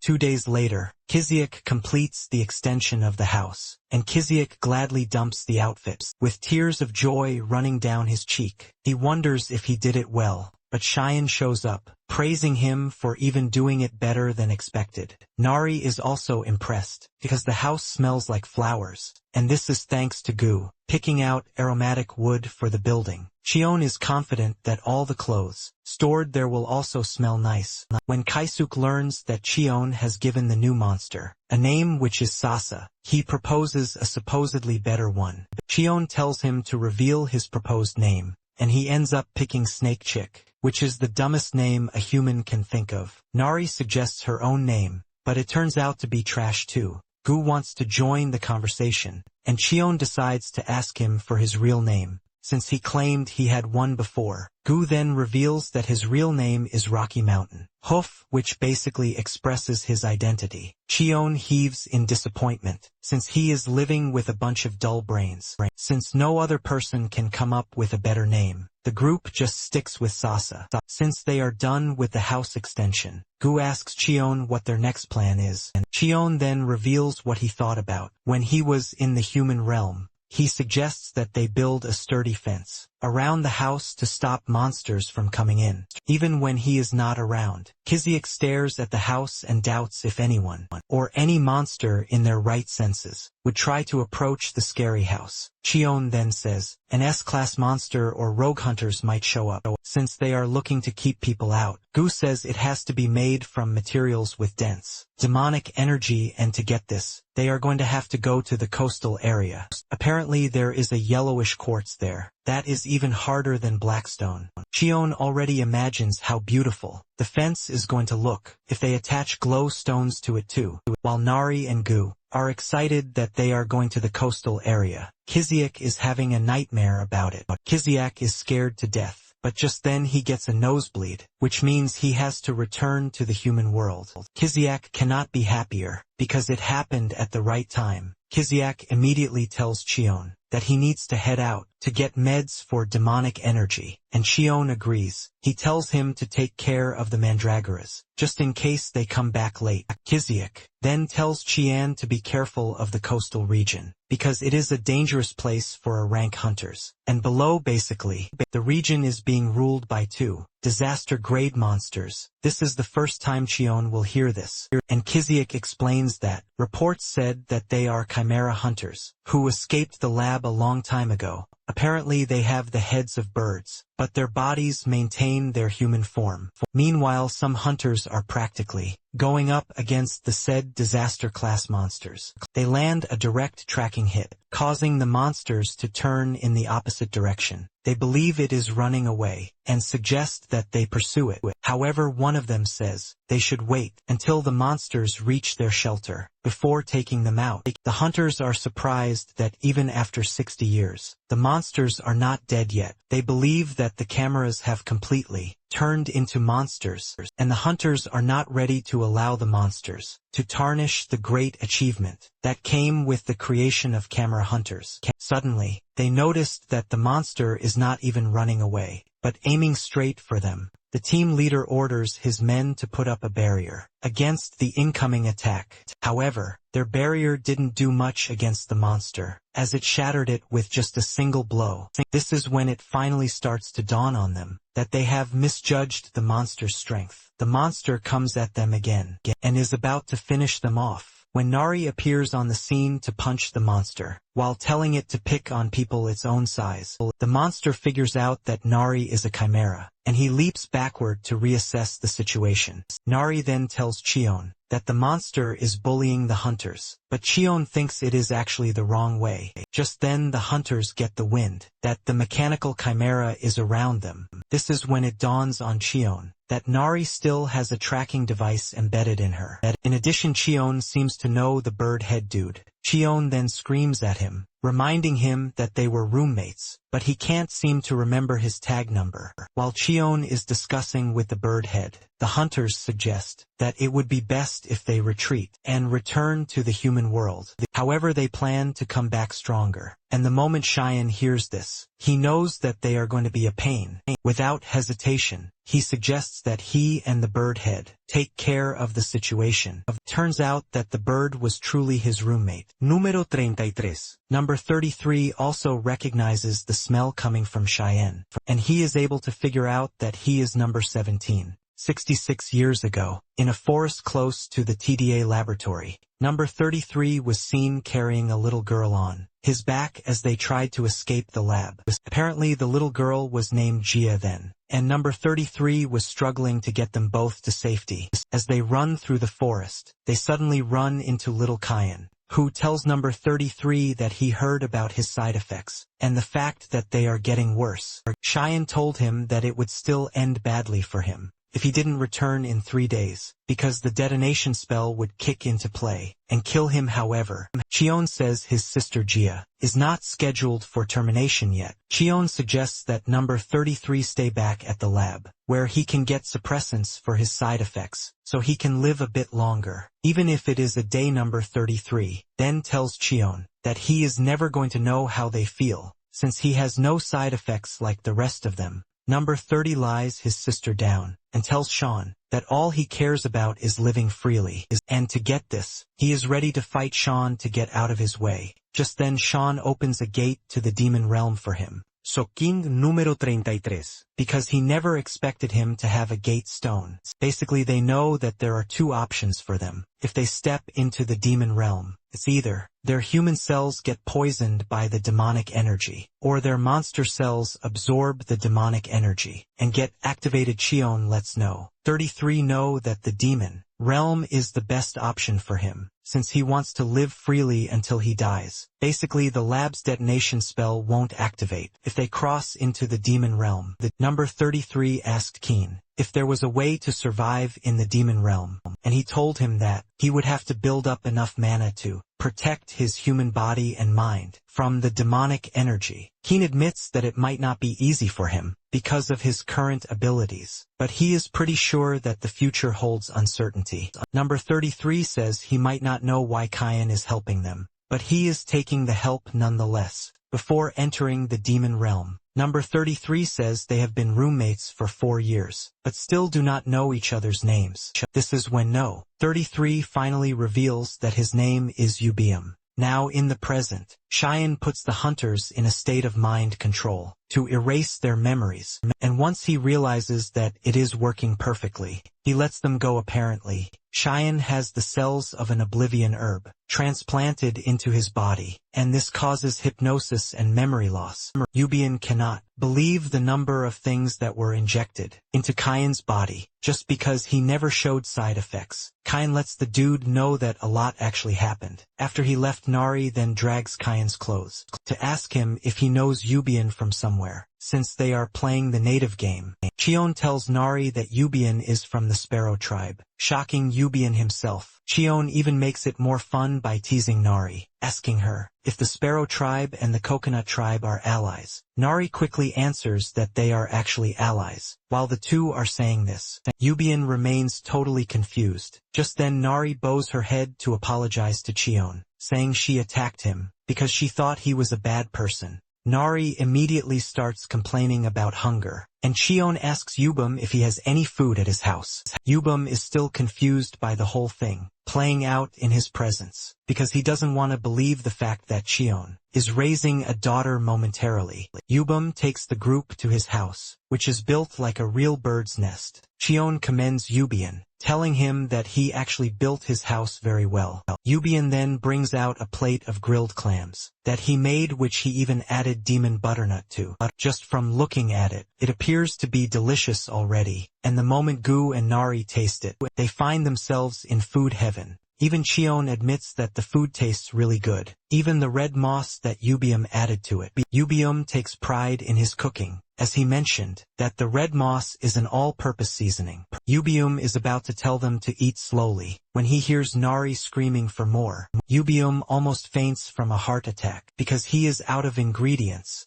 Since Nari enjoyed the food so much, she offered to go catch some clams so that Ubian could make the dish again. Ubian then mentions that it might be a bit dangerous for her to catch the clams, but Nari runs off promising to catch as many as she can, because she wants to eat to her heart's content. While the kids are gone, the elders are left to discuss the aftermath of his departure. Ubio is impressed when he hears that Cheon actually came back to life, thanks to the immortality cells inside him. Ubio then asks Cheon if he plans on getting back to the laboratory. Cheon confesses that sometimes he actually feels like it, but he thinks he already has a good life, so he doesn't need to rush things. Cheon then asks Ubium if he plans on getting revenge. Ubium then mentions that the spells in Cheon's body might have disappeared after he came back to life, but the same cannot be said for them. As for them, they still have the detonation spells in their bodies. Yubel is pretty sure that they are going to explode the moment they return to the human world. Kyan notices that Yubel can control his wings, but he asks him about his head and if it has ever returned to normal.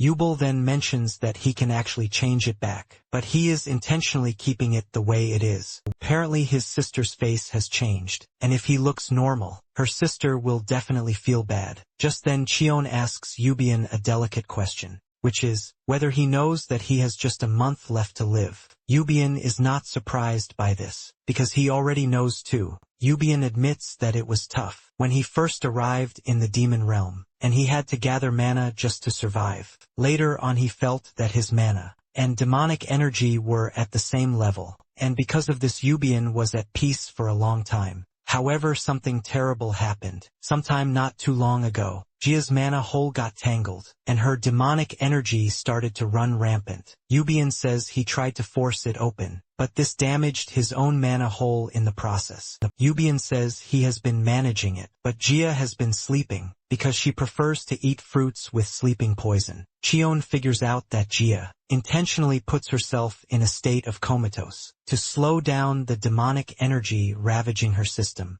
Just then it dawns on Chion that there is a potion that can be made with mandragora to heal the manhole. Chion figures out that Yubian didn't know this, which is why he has not done it. Meanwhile, Jia is having a tough time in the cave, where she is hiding. Yubian is ultimately shocked when he learns that he and Jia can live. Chion doesn't blame Yubian's ignorance, because he himself only knew everything, because he studied pharmacology at the lab from age 15. Chion tells him that all he needs is to drink refined water from a mana hole, infused with the leftover roots of a mandragora. Chion always thought the leftovers were insignificant, but they actually absorb demonic energy underground, then sprout into new entities, even multiplying into more. It is basically a source of vitality on its own. Because of this, any refined water made from its leftover roots shows remarkable effects in regenerating mana holes. Chion never thought it would be of use to him, but he is thankful he is actually raising mandragoras. Chion then tells Yubium that he will leave to get him some. Yubium is shocked to hear that Chion is willing to go to the human realm to get refined water. Chion points out the obvious fact that Yubium can't go because of the curse on him, which is why he needs to be the one to go. However, he urges Yubium to keep an eye on Nari and Gu while he is gone, since the alchemist who will make the refined water will demand payment. Chion asks Yubium if he has any money, but he says no. However, he has a load of other stuff that he collected from hunters. Chion takes the items and assures Yubium that they will be enough for what he wants. Chion heads to the human realm, and he meets with Bongsun to tell him that he needs an alchemist. Thankfully, Bongsun has become a respectable guide, and he tells Chion about a branch of alchemy that opened in the slums. He plans to lead Chion there, since it is their best chance at finding what he needs. Chion notices that Bongsu is wearing sandbags on his arms and legs, and he asks him why. Bongsu mentions that he is building his stamina, so he can become strong just like Chion. Chion is surprised to hear this, and Bongsun tells him that he already figured out that Chion is an incredible hunter, because he basically enters the demon realm with nothing but his bare body momentarily. They arrive at the alchemy shop, and Bongsun tells Chion that a new branch manager arrived not long ago, and it said that he is really skilled. In addition to his skills, he has a good personality. Just then they spot the said manager in the distance. Getting a call from the loan shark, Bonsu mentions that the manager originally worked at the Gold City branch for 20 years, but he was demoted and transferred to the slums. And in addition, they slashed his salary too. Chion believes that the dude did something wrong, which is why he was obviously demoted. Bongsun then explains that from what he heard, one of his higher UPS was secretly taking money from the packages meant for the slums. However, when the alchemist Kim reported it, he was thrown out for being a troublemaker, which is how he ended up in the slum. Just then Kim notices Bongsuk's presence, and his sad face immediately goes bright. Bongsuk then tells Kim that Chion needs an alchemist. Chion uses his power to access the dude, and he can see that he is clearly skilled. Once he is done pairing them together, Bongsu leaves claiming that he needs to go and train. Inside the alchemy office, the attendant is complaining about the low returns when Xian and the manager enter the room. Upon entering, Cheyenne immediately cuts to the chase, asking Kim if he can make refined mana holes using mandragora since he isn't a rank alchemist. Cheyenne adds that he needs about 2 liters of the refined water. Kim believes that Cheyenne is saying trash because he knows that there are no mandragoras in the slums, and in addition to this, he wonders just how Cheyenne knows his rank. Kim is about to turn the offer down because of a lack of ingredients when Cheyenne pulls tiny mandragora roots that contain dense demonic energy. Shocking Kim, Kim is totally blown away because the roots look absolutely fresh, like they have just been harvested. Cheyenne then mentions that he plans to pay for Kim's services with specialties from the coastal region. He gives Kim the bag, telling him to appraise everything inside the bag. Kim looks into the bag to see S-rank black pearls, leaving him blown, because even the headquarters have never seen one. In addition to this, there are giant clams and red moss.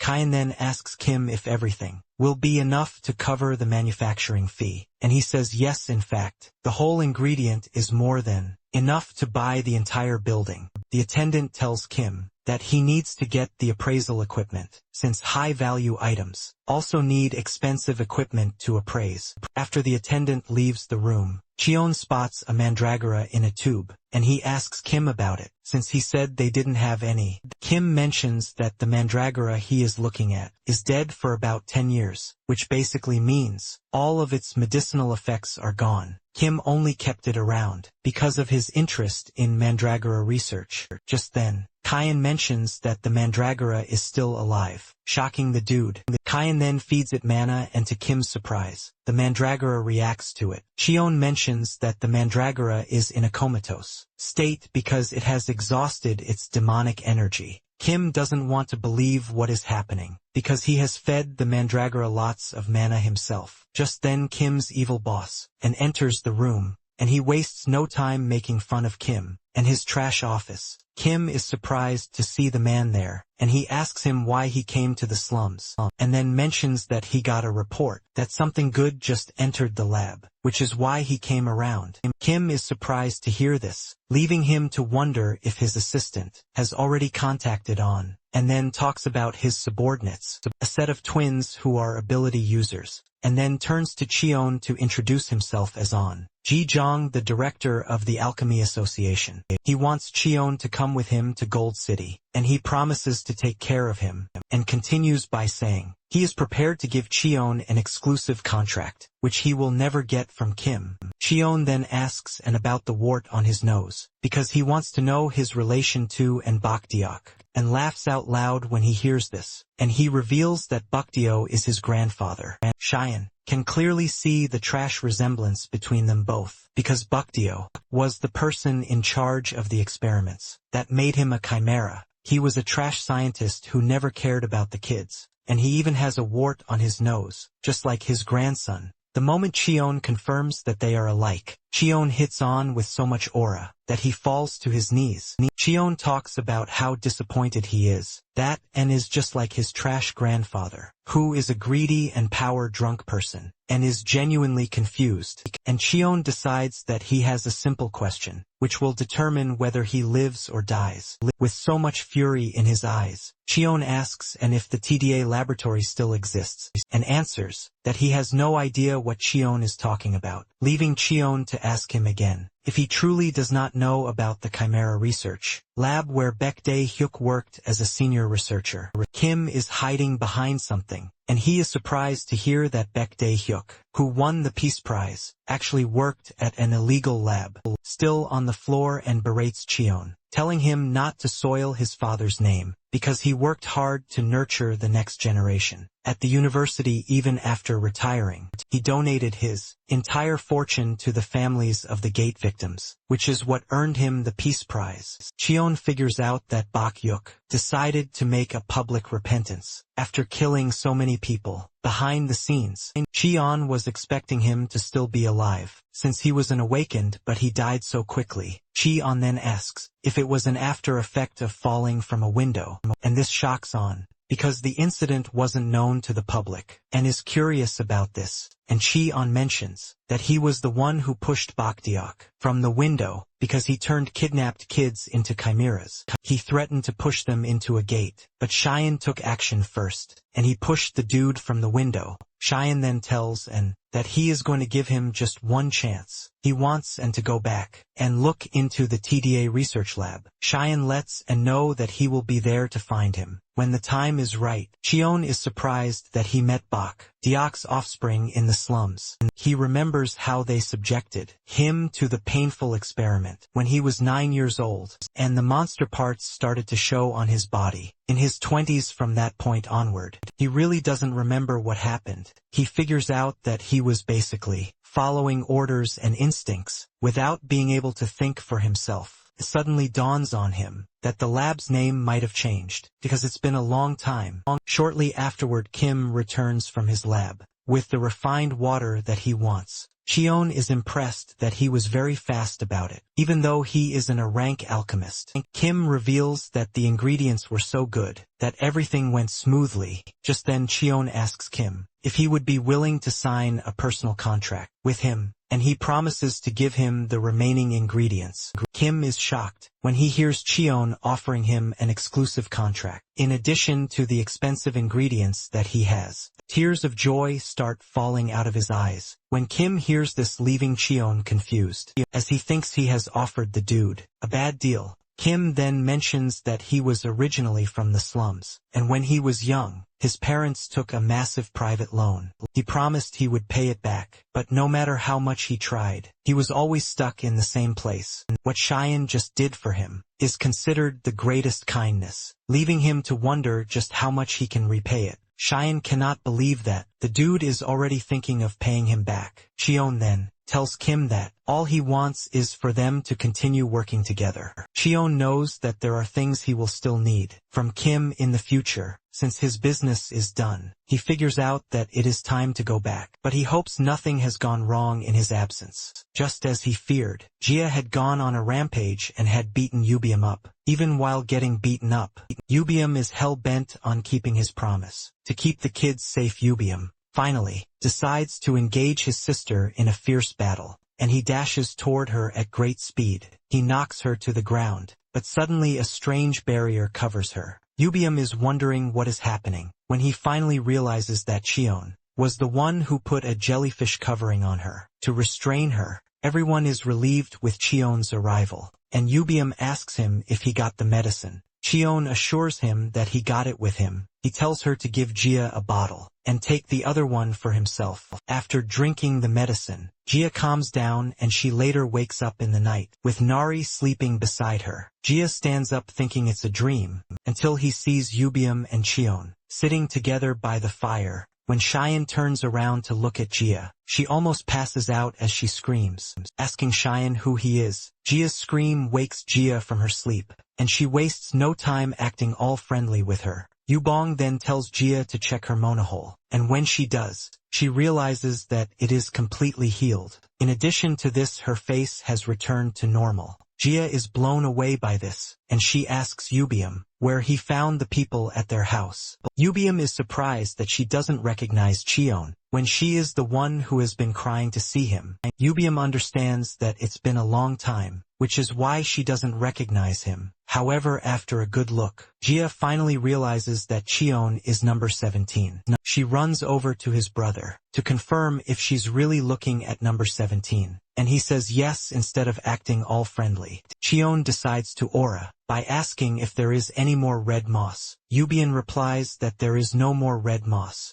But Jia is not surprised, because Cheon was always the least empathetic person. With empathy nonetheless, she takes off her mask to thank Cheon for everything that he has done so far. Suddenly Nari notices something sparkling in the sea, and Jia explains that it is a sea fairy. Apparently, they are basically seahorses that live deep in the sea, but Jia and Yubium gave them the sea fairy nickname because they look like fairies when playing with them. Apparently the seahorses only come out at night and return when the sun rises. Jia reveals that if they follow the sea fairies, they can find a yellow glowing quartz. This is when it dawns on Cheon that he has totally forgotten his main objective. Cheon then asks when the sun will rise, and Jia says it will come out very soon. Since this is the case, Cheon decides that he needs to go for a swim. Meanwhile, on the outside, the scientists have recorded the last known location of the mechanical Chimera to be the coastal region. The scientists are having a meeting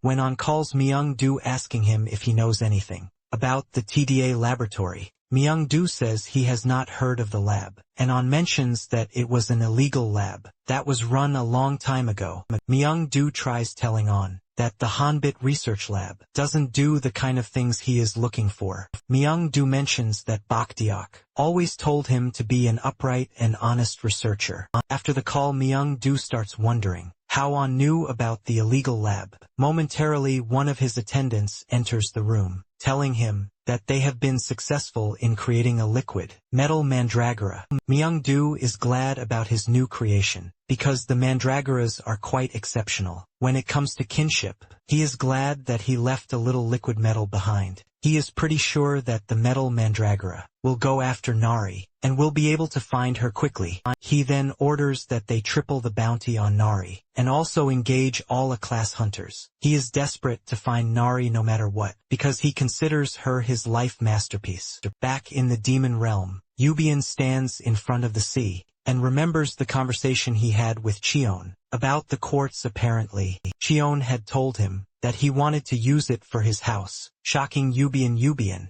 realizes that Cheon has been having a good time in the demon realm. Cheon then asks Yubium if he would like to visit the human world, and Yubium says he is not entirely curious, but he would like to see how things have changed. Cheon then told him that he could actually help him get rid of the curse on his body. Yubium is curious about this, and Cheon tells Yubium about the alchemist, saying Kim is pretty skilled. Cheon says he wants to get Kim to research spells, but he urges Yubium not to get his hopes high. Yubium starts crying, while asking Cheon why he always helps them, when they have never done anything for him before. Cheon reveals that looking at the siblings impresses him, and makes him wonder if there is anything more important than surviving. Cheon says that by helping Yubium and his sister, he believes that he is going to find an answer. Now standing in front of the clear sea, his sister suddenly appears in the distance, and throws a rope to him, telling him to pull it. Without knowing what it is, Yubio pulls it, but realizes that it is actually very heavy. Yubio uses all of his strength to pull it hard, and he manages to pull the heavy item out of the water. It turns out to be a large quantity of quartz. Yubian is absolutely blown away when he sees this, as he cannot believe that Cheyenne and his team mined something so large. Nari and Cheyenne had fun swimming in the water while mining the quartz. When they got to the Sea Fairy's palace, it was absolutely beautiful, just like a yellow palace. Nari tells Cheon that she would like them to visit the palace another time because of how many stones there are. Yubium asks Cheon how he plans to move them to his house. Cheon then says he would have to start thinking about that. Suddenly he spots a parrot-billed bird flying above them. He wonders why a bird that usually moves in a flock is suddenly flying solo. Nari is blown away by the sight of the parrot, and she says it looks very pretty, but Gia tells her that she is going to change her mind. When she moves closer,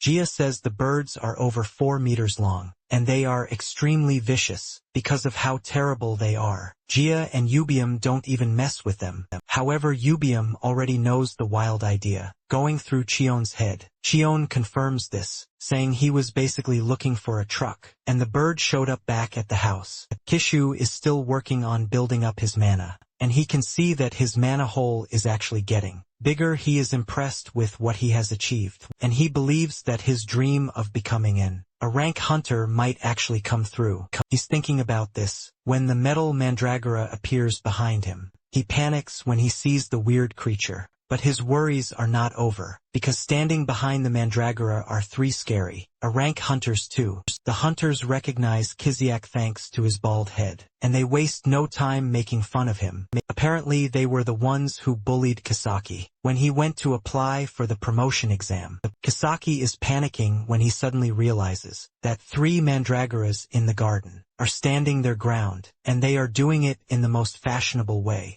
The hunters are excited about the mandragoras because of how much they are worth. One of the hunters approaches the mandragora to try and deceive it. Kijuuk is already preparing to lay down his life to protect the mandragoras, when the biggest mandragora kicks the hunter so hard that he is sent flying into the distance. Surprisingly, Yubium and Gia arrive at the house at the same time, leaving them to wonder who is causing trouble at Cheyenne's house. Apparently, the two had gone ahead of Cheyenne to get to his house, because the parrot-billed bird was flying so slowly, thanks to Cheyenne beating it up while trying to tame it. Kiziak starts freaking out, wondering what is actually happening. All of a sudden, he's trying to wrap his head around the fact that disaster-class monsters just appeared on site. He is also worried that something has happened to Cheon, since Yubian and Gia came in the direction that Cheon went. He is still thinking about this, when Yubian and Jia dash toward him, telling him that they are Cheon's friends. Kishiak cannot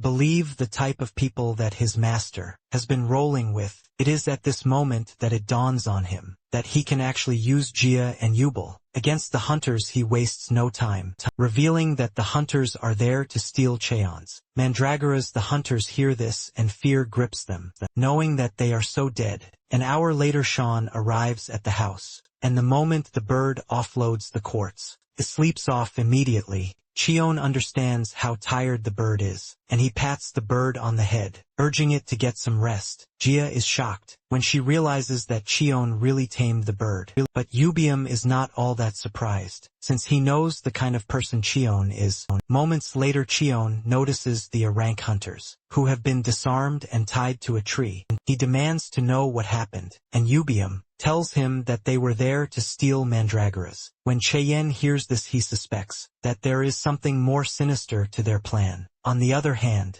Nari is excited to have Jia at the house, and she offers to give her a tour of the entire area. After they are gone, Yubium tells Cheon that the lab that is after Nari is the Hanbit Research Institute, which is why they hired the A-class hunters to find her. This immediately tells Cheon that Nari has some sort of tracker on her that still works in the demon realm. However, Cheon is confused as to how the hunters made their way to the house when he and Nari were in the coastal region. Yubian then reveals how this was made possible by revealing the metal mandragora that the hunters came with. Yubel explains that the liquid metals are drawn to each other, which is why they are able to track Nari. Cheon figures out that the mandragora ended up at the house because it was drawn to his kind in the garden. Apparently, their next plan was to go to the coastal region, revealing that they have no intention of giving up on Nari anytime soon. Realizing the severity of the whole thing, Cheon believes that coming up with a countermeasure is the way forward. Just then, the mandragoras in the garden walk over to Cheon, demanding that he hand over the metal mandragora, even though it is already a chimera. Cheon hands over the mandragora, but notices that the mandragora boss is still staring at him, as if it wants something else. This is when it dawns on Cheon that there is another mandragora in his pocket. He brings it out and hands it over, leaving Yubium to ask where Cheon got the scrawny mandragora from. Cheon reveals that the mandragora was being cared for by an alchemist, but he was the one who agreed to look after it. In no time the mandragoras dig up holes for the latest addition to the family. Yubel is impressed with the social standard among the mandragoras, and Cheon is glad that there is no territorial dispute among the mandragoras. Moments later Kisiak, Nari and Jia returned to the house. As usual Kisiak rushes over to hug Cheon, but Cheon just pushes him aside to avoid his trouble. Kisiak then reveals his intention to cook something delicious for Cheon's visitors. Kisiak is running around until he suddenly spots the giant parrot, sending a wave of fear through his body. He demands to know what the bird is doing there, and Cheyenne assures him that he is going to explain to him later. While Kisiak is preparing the meal of the day, Nari makes her way to the garden, and the liquid metal mandragora connects with her. Moments later, Kisiak finishes preparing the meal of the day, and it looks sumptuous, enough to catch everybody's attention. Yubio and Jia are totally blown away as they analyze all the ingredients that Kisiak used in making the dish. They are impressed by how detailed he prepared the dish and the generosity of the ingredients he used. As the team is about to take their first bite, Kisiak prays deep down, hoping that they enjoy the dish. Yubian and Jia take a bite each, and they find themselves in a foodgasmic state. Chin is not surprised, since this is not the first time he has eaten Kisiak's dish while everyone is enjoying the food. Nari is moody. Moments later, she leaves her food and enters the house, claiming that she needs to sleep. Cheon quickly figures out that she is being bothered by the chimera mandragora. Chin starts thinking of what to do to help Nari, and he believes that giving her some work will settle her mind. Not long after they are done eating, a gate opens out of nowhere, and when Chin looks back, he realizes that it is Nari. Turns out that Nari is trying to leave, believing that she is putting Cheon and the team in danger. Chin rushes after her to grab her, only to see her bawling her eyes out, with plans to bid Cheon farewell, before she can step into the gate. Cheon stops her, letting her know that this is her home. Nari is taken aback by Cheon's care, and she jumps into his arms with tears in her eyes. Cheon then serves Nari a delicious plate of ramen. To calm her nerves, Nari consumes the noodles with so much joy in her heart, but Gia lets her know that, the next time she tries to run away from home, she is going to get a scolding from her.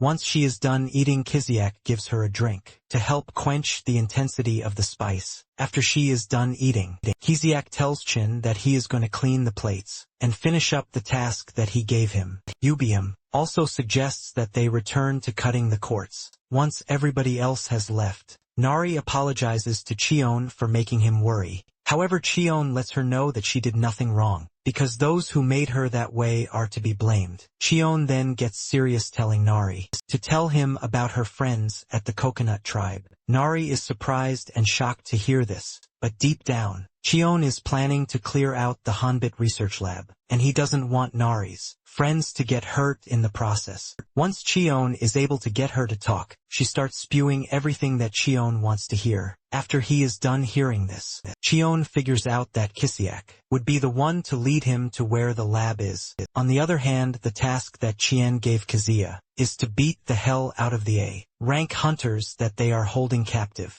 Kazuya does this happily, since Chien has suppressed their mana, and there is nothing they can do while he is beating them up. Just then, one of the hunters offers Kazuya money, assuring him that he is going to give him enough money for him to live large. However, Kiziak is enjoying what he is doing so well that the money they are offering him has no value to him. In addition, he has a black card with him, which is only issued to the super elite, and he can get whatever he wants with this. The hunters are shocked when they see this, leaving them to question how Kizuya got it. Kizuya lets them know that how he procured it is not their business, but they should get ready for intense punishment, which is revenge for what they did to him. During the advancement exam, the hunters realize what's coming to them, and they start begging, telling Kiziak that they are sorry for what happened in the past, but he lets them know that he has no intentions of letting them go. Kiziak reminds them how they bullied him just because he failed his exams. However, tables have turned, and he is finally in a position to deal with them. He shows them a bunch of balls that were given to him by Kayan, and because of how compact the balls are, Kiziak says he doesn't know how painful the effect will be, but it is definitely going to be painful. However, he lets them know that the ball is effective in wiping their memories. Enjoying the moment, Kiziak screams at them to open their mouths so that they can enjoy the balls. The hunters scream out in pain, knowing fully well that they are doomed. The next day, Cheon informs Ubium of his plan to clear out the research facility, telling him to take care of Nari while he is away. Ubio assures Cheon that he has nothing to worry about while he is away. Just then, Kiziak shows up, telling Cheon that preparations are done. Yubel notices that Kazuya is smiling more than usual, and he reveals that Cheon has promised to let him meet a rank alchemist, with the hope that his problem might be solved. Gia then suggests that Cheon wear a disguise, and he agrees to this without hesitation. Gia takes off her mask, revealing the stunning beauty under it. Gia hands the mask over to Cheon, but while they are doing this, Kiziak is stuck staring at how beautiful Gia looks. Before he knows it, he realizes that his heart is beating very fast, which is an indication that he has fallen in love at first sight. Before Kiziak knows it, he goes down on his knees to ask Gia what her type is. Cheon and Ubium are stunned to see Kiziak confessing his love without hesitation. Gia, on the other hand, cannot figure out what Kiziak means by her type, and she takes a moment to think about it. Once she figures it out, she tells Kiziak that her type must be flashy and should be able to dance. While she is saying this, she is busy imagining a peacock. She then caps it off, revealing that her type must have plenty of feathers. And this is when Kizuyak finally loses all of his brain cells. Kizuyak can no longer hold it in, and he screams out, telling Cheon that they should leave immediately to meet the alchemist Cheon, lets him know that they are going to stop somewhere on the way, but Kisyok doesn't mind, as long as they get out of the demon realm. At that very moment, moments later, a huge gate opens in the slums, shocking the residents. As they wonder why a return gate is that huge, they are still trying to wrap their heads around the size of the gate. When the big blue bird emerges from the gate with Chi on riding it, the residents scream out, suggesting that they report the issue to the Hunter Association. Kisyok is also confused about the whole thing, and he asks Cheon why he had to bring out the giant bird,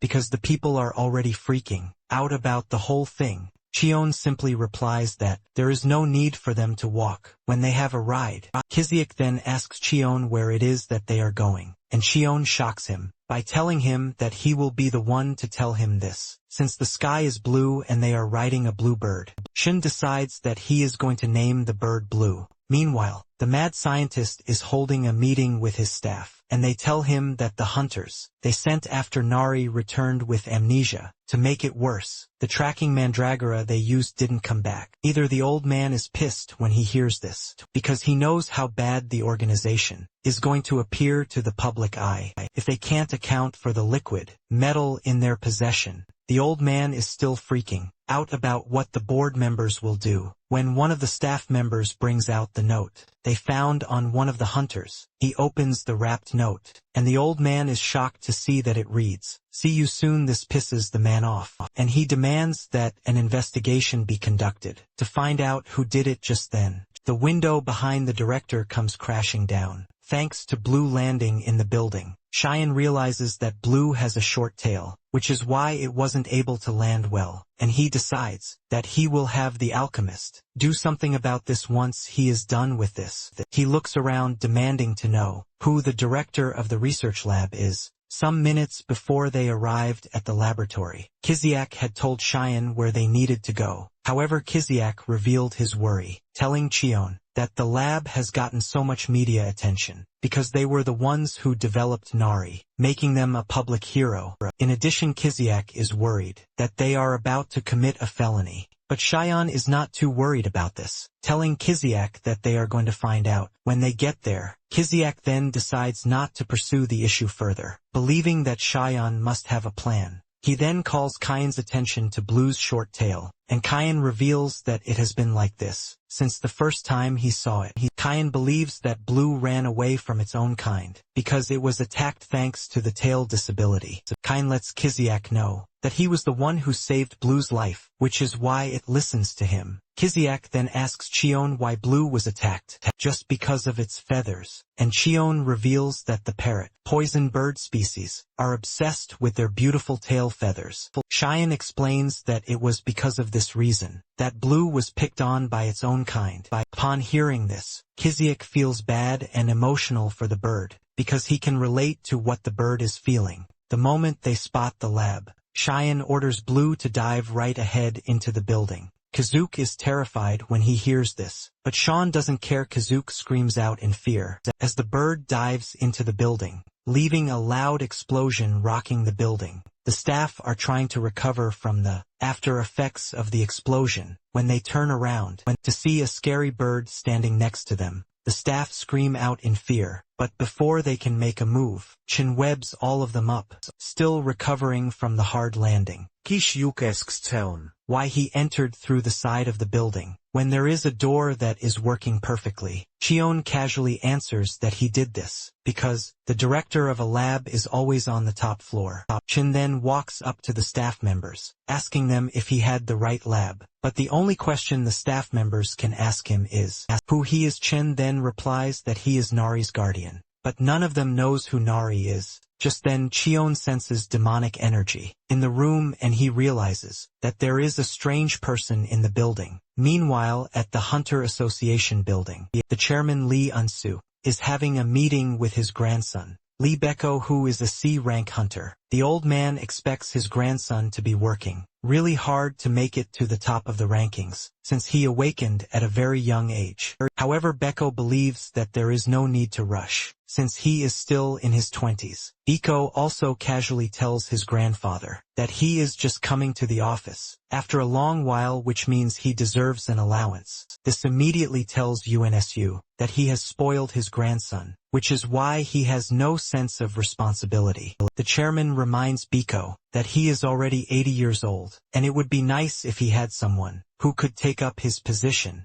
UNSU believes that the hunters of nowadays have it easy, because they are only risking their asses for the money and not for the love of the game. In addition, the whole Chimera research program was started in a bid to protect hunters on a mission nonetheless. Hiring a Chimera hunter means paying a huge sum of money to the research labs. Because of this, poor regions that can't afford the payment are left endangered. However, UNSU doesn't blame the hunters, but at the same time he believes that a world where life and death are decided by money is wrong. In fact, he believes that it is times like these that the Hunter Association needs to become even stronger. Instead of this, almost everyone is gunning for the chairman's position because of the influence and the money that it brings. UNSU lets his grandson know that he has been ruling as a powerless chairman because he awakened late, and even with a low rank, UNSU is about to give his grandson a solid piece of advice when someone enters the office to tell him about the parrot poison bird that was spotted in the slums. UNSU is shocked when he hears this, because there was no signal about any naturally occurring gate. The chairman then asks him if the hunters have responded to the sighting of the bird, but he says no, revealing that no hunter is willing to step up. The chairman is not surprised when he hears this, because the sighting was in the slums, and no one really cares about the slums. The chairman then orders that all the Chimera research labs be contacted, revealing his plan to go by himself. Realizing that his grandfather is all geared up, Beko also offers to go with him. Back at the lab, Chin has captured the director, who is the strange one that he sensed when he attacked the lab. Just then, the director transforms into liquid metal, shocking his staff members. The staff members cannot believe that the director was a chimera all along. Annoyed that Chion came to disrupt his business, the transformed director dashes at Chion with the intention of killing him. Chion easily dodges his attacks, with the realization that the director performed the experiments on himself. Too, while Chion is engaging Myung-do, he is able to connect to him telepathically. Just then Chion is able to tap into Myung-do, the director's mind, and he sees him performing experiments on the kids. The moment he sees this, he loses his cool and stops toying with Myung-do. He angrily grabs him, asking him if he kidnapped young ones, just to perform experiments on them. Myung-do casually replies that he was doing the young ones a favor by taking them off the street to perform the experiments on them. The director claims that he was doing them a favor, but this only pisses Chion off, smashing him to push Myung-do to the ground. Realizing that he can't move the way he wants, Myung-do thinks of liquefying himself, but Chin is not about to let him do that. Chion tells him that he is about to show him what it means to be in pain, and he starts emitting a high level of mana that even Myung-do himself has not seen before. In no time,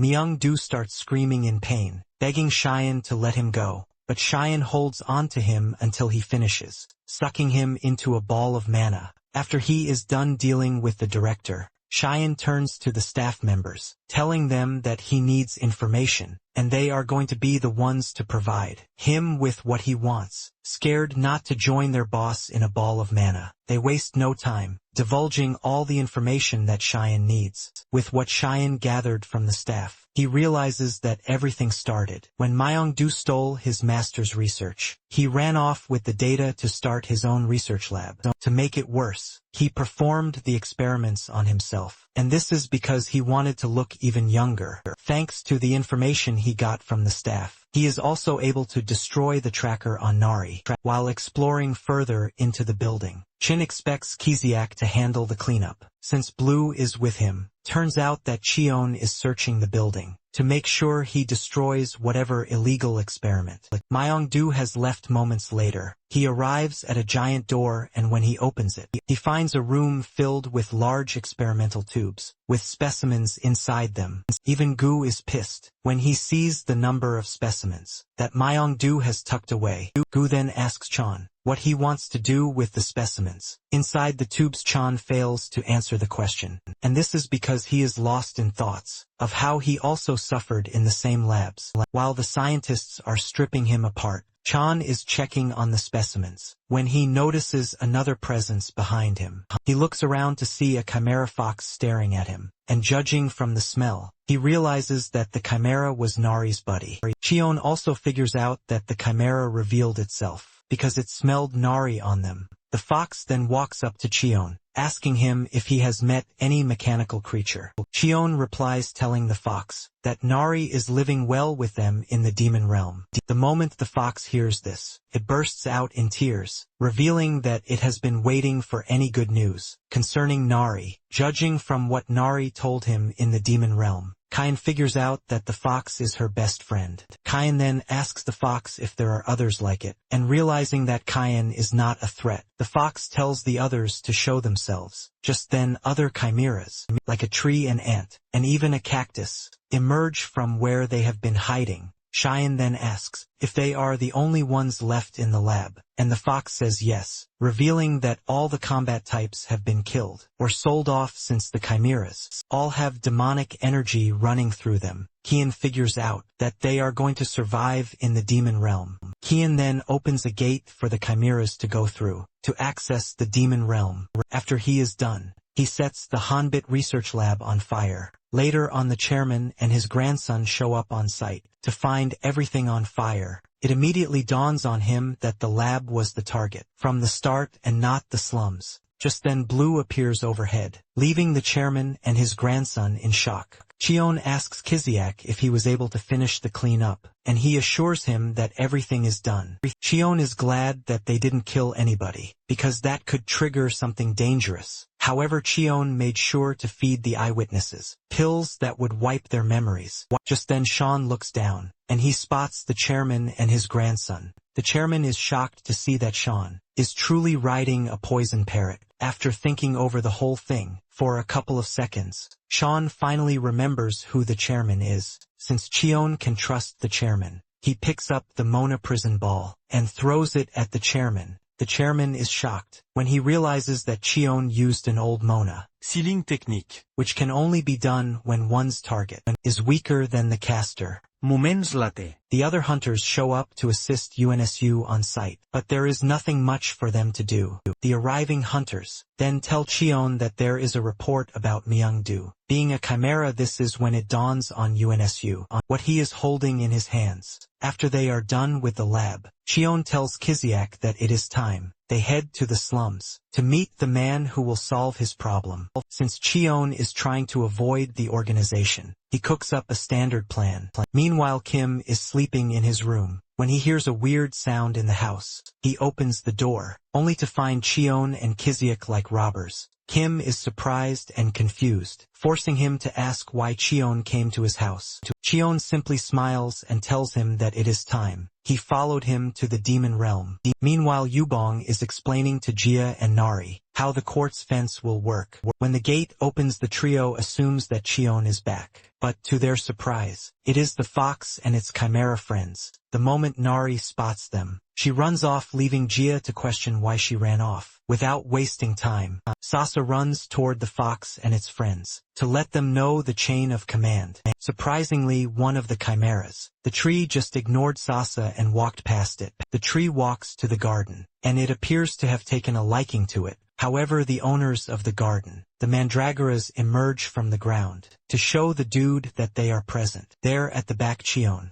Kisuya and Kim also return from the human world. Kim is totally blown away when he sees the magnificent house that Cheon built in the demon realm, and the first thing he thinks of is the fact that it is going to hold immense academic value. Just then, Cheon spots Nari hiding behind a tree and he realizes that she hasn't made up with her friends yet. Cheon then tells Kiziak and Kim to wait where they are, while he talks to Nari. Cheon then walks up to Jia to hand over the mask. While telling her that it was nice to wear, Jia is glad to hear this, assuring Cheon that she is going to make one for him. Cheon then asks them what is happening in the garden, and Yubian explains that the tree is trying to get its way into the garden, but the mandragoras are not ready for that. Not long after this, the ant decides to join in the battle. Surprisingly, the tree and the ant employ a nice tactic. In an attempt to get the mandragoras to surrender, the tree grabs the ant and launches it like a catapult. But the metal mandragora meets it halfway. To headbutt it, the force from this causes the ant to pass out, ultimately putting the mandragoras at the top.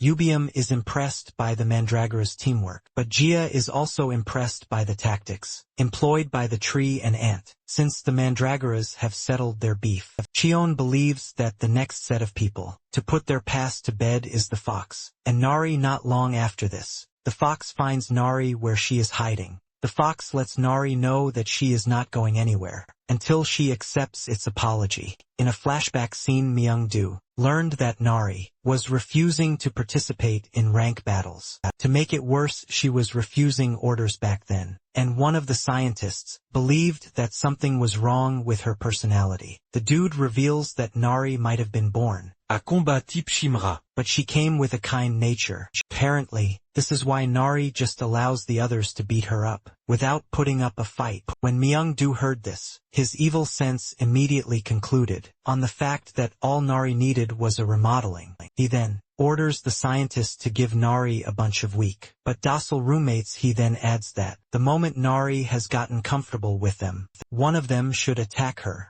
In the end, the fox was the one who attacked Nari, because Myung-do is trying to prove to her that anyone can betray her. After Nari was attacked, Myung-do used the opportunity to tell her that there are no friends whatsoever. He tells her that they are going to kill her the next time they attack her, if she refuses to kill them. However, Nari refuses to listen to Myung-do's preachings, and she resorts to escaping instead. She believes that the fox and the others are her friends, and she cannot hurt her friends. The scientist tried to stop her, but she escaped into the demon realm. Now, in the present day, Nari changes into true mechanical form before stepping out to meet the fox. The fox is surprised to see Nari crying, because she believes that it should be the one crying. Nari jumps into the fox's hands, telling it that she missed it, and the others with tears in their eyes. Nari promises never to leave her friends again. Meanwhile, Cheon, Jia and Yubium are watching the whole thing unfold. Once Cheon sees that they have made up, he suggests that they leave, because everything is already settled. Just then, Kim and Kiziak remind Cheon that they are still waiting, right where he told them to wait, and they are about to pass out. Cheon is surprised that they are still there, and he lets them know that he basically told them to wait, because he believed that Nari might not react well to strangers. Yubium and Jia then ask Cheon who Kim is, and he explains to them that he is a rank alchemist, who will help them remove their spells. With a bright smile on his face, Kim introduces himself, and wastes no time asking the siblings if he can pluck a few of their feathers. Yubium and Jia are startled to hear this, and Kim asks them if this is going to be a problem. Yubium lets him know that he has no issues with this, but it looks pretty embarrassing to him. Meanwhile, in the slums, Bongsu is telling Park about the big blue bird that came to the slums. Apparently Park has been inside, which is why she didn't get to know what was happening. Just as usual, Park serves Bongsu with a plate of roasted potatoes, with kimchi to go with it. Bongsu thanks Park for the food, and wastes no time munching on it, as he talks about how nice the food is. Park assures him that he can eat as much as he wants, because she still has more. Bongsu then asks her why he is the only one eating, and she explains that she has already eaten earlier. Park then notices that there is something strange about Bongsu, and she mentions this. Bongsu replies that he has been down with body aches, but he believes that he has been overworking himself. Bongsu mentions that he has taken medication, but he is still feeling a bit chilly, and it has been 10 days since the whole thing started. The moment Park hears this, she mentions the fact that Bongsu might be going through the awakening symptom already. Apparently Bongsu is 17 years old, and the symptoms usually start in the late teens, which means the timing is just right. However, Bongsu dismisses this, saying there is no chance of him awakening, because he is just a poor dude from a trash background. Park disagrees with him, telling him that the awakening doesn't care about his background. Bongsu still believes that he doesn't need to get his hopes up, because even if he awakens, he is going to awaken with a useless class. Park ignores him and slams a bunch of cash on his chest, telling him to use the cash to take a bus to the city, to test at the Hunter Association, to confirm if he has awakened or not. So Park encourages Bongsu, telling him that he might also grow into a great hunter. Bongsu is thankful for the assistance, and he thanks her as if she were an old lady. But Park quickly cuts this off. Back in the demon realm, Yubian and the other chimeras are working their asses off, but they can't get tired, thanks to their body constitution. However, Yubian is surprised to see Kiziak's working just like them, even though he is already tired. He had already told him to leave, but Kiziak remained there, because he was always training. Not long after this, Cheon calls the entire house to talk to them. While Kim is working on Blue's tail feather, Kiziak appears to be the most eager of them all to speak to Kim, but Cheon urges him to take a chill pill and let Kim concentrate. Cheon then tells the residents that they are all free to live at the house, but they must all be ready to be a part of the house. Everyone agrees with him, assuring him that they are going to do their best. After the general meeting, Cheon takes Nari on a small walk, claiming that there is a small fence left on the other side that they need to install.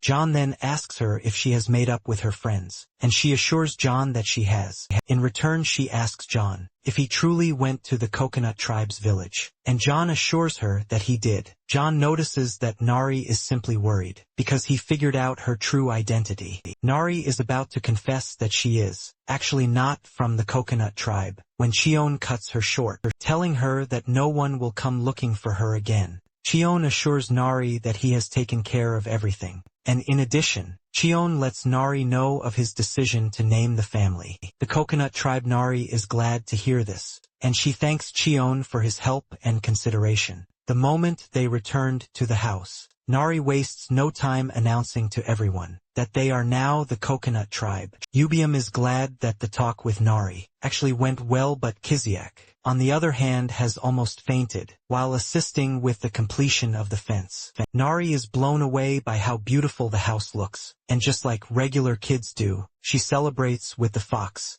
Moments later, Blue comes rushing in and it jumps on Cheyenne, looking all excited and happy. Cheyenne pats the bird on the head, with the realization that Blue is just a young one in a big body. Suddenly he notices that Blue's tail has been fixed. Cheyenne is surprised to see this, and Kim lets him know that the treatment was much faster than expected. Kim then reveals that he was able to get this done quickly, thanks to the red moss that Cheyenne gave him some time ago. Kim explains that the healing properties of the red moss are so good that it is even used in some of the highest grade potions. Cheyenne is impressed to hear this, saying that being an rank alchemist speaks volumes. Kiziak is also blown away to see this, and he immediately jumps in to tell Kim his problem, which is his baldness. Kim then reveals that he has been developing a hair loss remedy for the past 10 years because it is a field that every alchemist wants to conquer. Kiziak is shocked to hear this, and Kim assures him that he is going to give him the remedy once he is done developing it. Kiziak immediately goes on his knees, telling Kim that he is ready to do whatever he wants. After he is done with Kiziak, Kim tells Yubum and Jay that he is done examining their feathers. With what he has seen, he has figured out that the magic circle cannot be broken easily, because it is an ancient magic circle that he has never seen before. Kim mentions that he might have been able to proffer a solution if only he had a large amount of mandragora fruit. The moment he mentions this, Kyan asks him if he is talking about the red fruit, and Kim is surprised that he knows the mandragora fruit, and Kyan mentions that he knows of the fruit, because he has eaten a lot of them before. Cheon then points to the garden, telling Kim that the mandragoras there will soon bear fruit. Kim is shocked when he sees a bunch of mandragoras in the garden, because he has been so totally occupied that he didn't know that they were there. Basically, mandragoras are monsters that grow by refining and absorbing energy into fruit, which they themselves consume, which is why the mandragora's fruit is considered to be pure energy. However, there is a slight problem with this. If one tries to forcefully take the fruit, it automatically becomes a deadly poison to humans. Basically, getting an intact mandragora fruit means the mandragora has to be ready to willingly give it out. Cheon also remembers that the mandragoras usually like crevices when it is time for them to bear fruit, and he thinks of placing rocks in the garden. Kim, on the other hand, is surprised that Cheyenne knows so much about the mandragora, and Cheyenne mentions that he actually has a connection with the mandragoras, which is something that happened a long time ago. In a flashback scene, Cheon was deployed to the Alpine region. When he was still under the lab's watch, he was required to survive alone in the demon realm for 10 days. The moment Cheon entered the snowy region, he thought of making it to the summit, which would be his best bet. On his way to the summit, he hears a strange noise in the bush beside him, and he decides to check it out. He gets there only to see a wounded mandragora that appears to have been attacked by a stronger monster. Chien tries picking up the mandragora, but it immediately gets on its feet in an attempt to try and defend itself. However, this doesn't last long, as it starts showing signs of weakness again. Cheon realizes that the mandragora can actually pass out at any given time, but instead of abandoning it, he actually feels some sense of pity for it. Cheon then remembers that he can help the mandragora by feeding it mana, and the moment he does this, the mandragora sleeps off. Cheon then decides that he is going to keep the mandragora with him for a couple of days. Later that evening, the mandragora wakes up to find itself safely tucked away in Cheon's pouch. Not long after this, Cheon spots a cave, and he decides to sleep there for the night. Once he settles down, the mandragora starts jumping around with excitement. Cheon whips out his bottle to drink water, and then he notices that the mandragora is staring at him too. Cheon figures out that the mandragora is thirsty,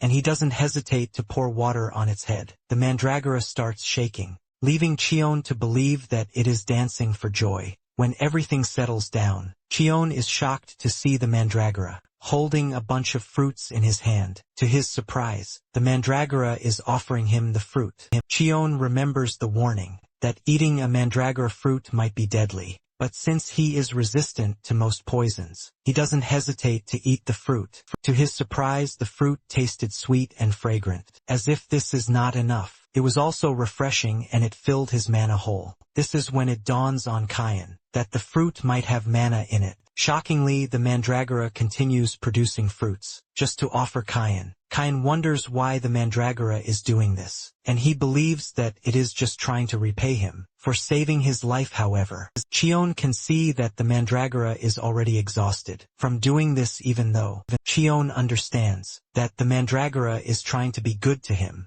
He has no choice but to stop it before it completely exhausts itself. After rejecting the fruits, Cheon is shocked to see the mandragora consuming the fruit itself. This is when it dawns on Cheyenne that the mandragora actually grows by eating the fruit it creates at the same time. This tells him that he has been taking the mana that it needs to replenish itself. Cheyenne then decides that he is going to supply the mandragora with more mana later. When it is time for the mandragora to sleep, it jumps on Cheyenne's lap to sleep, even though it had found a safe spot between the rocks. Cheyenne is impressed by the mandragora's nature, and he concludes that there won't be a dull moment. When he is still in the Alpine region, Moments later, monsters show up at the entrance of the cave, and this is because they all want the mandragora's fruit, thanks to the fact that it contains condensed energy. Cheyenne then assures the mandragora that, as long as he is there, he is going to protect it. For the next couple of days, Cheon continues protecting the mandragora, while also maintaining a good relationship with it. On the 10th day, Cheon tells the mandragora that he needs to return to the lab,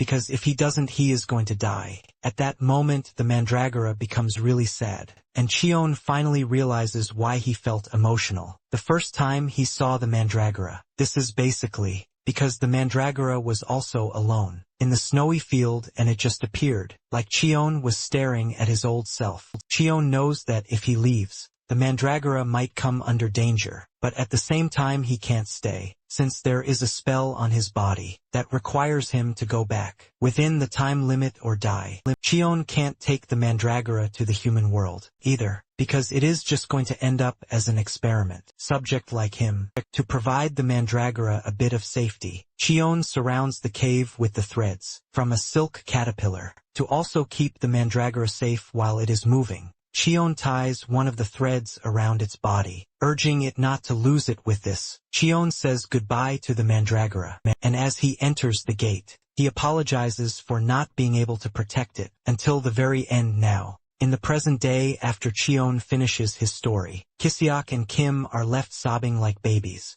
Yubian, on the other hand, wants more, and Cheyenne reveals that he actually went back to the same location 2 weeks after. However, the cave was gone by then, and he believes that there was a big landslide that caused this. Cheyenne searched and searched, but there were no traces of the mandragora anywhere. Cheyenne felt bad when he couldn't see the mandragora, but Jia let him know that there was nothing he could have done. Yubel and the others then suggest that they pick a day to go back to the snowy mountains, with the hope that the mandragora is still alive, somewhere unknown to them. The little dude is still alive, and it now has a bunch of other mandragoras under its care. After he's done with the whole story, Kim asks Chion if he can feed the mandragoras his mana, because he also likes mandragoras. Chion agrees to this, saying the mandragoras are probably hungry, since he hasn't been able to feed them mana. While building the fence, however, Chion asks Kim if he is going to be fine, since the mandragoras are different from the ones in the human world. Kim agrees with Chion, saying he is right, but at the same time he would like to see for himself. Deep down Chion is worried,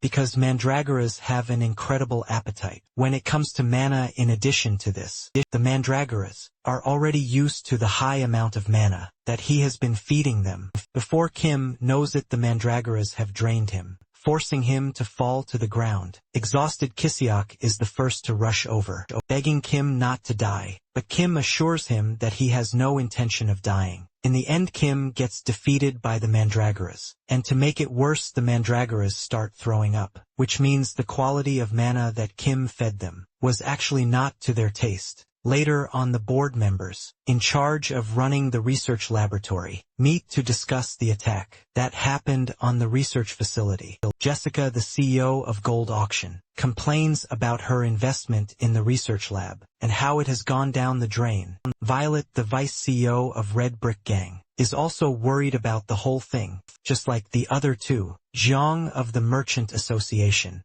Go of the Free Hunter Association, and the Assemblyman Park Wujang are all worried. However, Park assures the rest of the group that he has everything under control. Wu Yung lets them know that an unexpected variable has appeared out of nowhere. Wu Yung then shows them the board, assuring them that he has a new source of funding. Wujang reveals that he has acquired information that there is an area filled with mandragora at the summit of the snowy mountain. The moment he says this, the board members all smile, believing that they have found a solution to their problem. However, they are worried about who will be willing to climb to the snowy mountain, because even a rank hunters avoid the location. Wu Yung then reveals that there is no need for anyone to climb to the mountains. Wu Yung then tells his comrades to hire as many hunters as they can to go to the mid-slope. One of the members is confused because Wu Yung just said the mandragora habitat is on the mountain.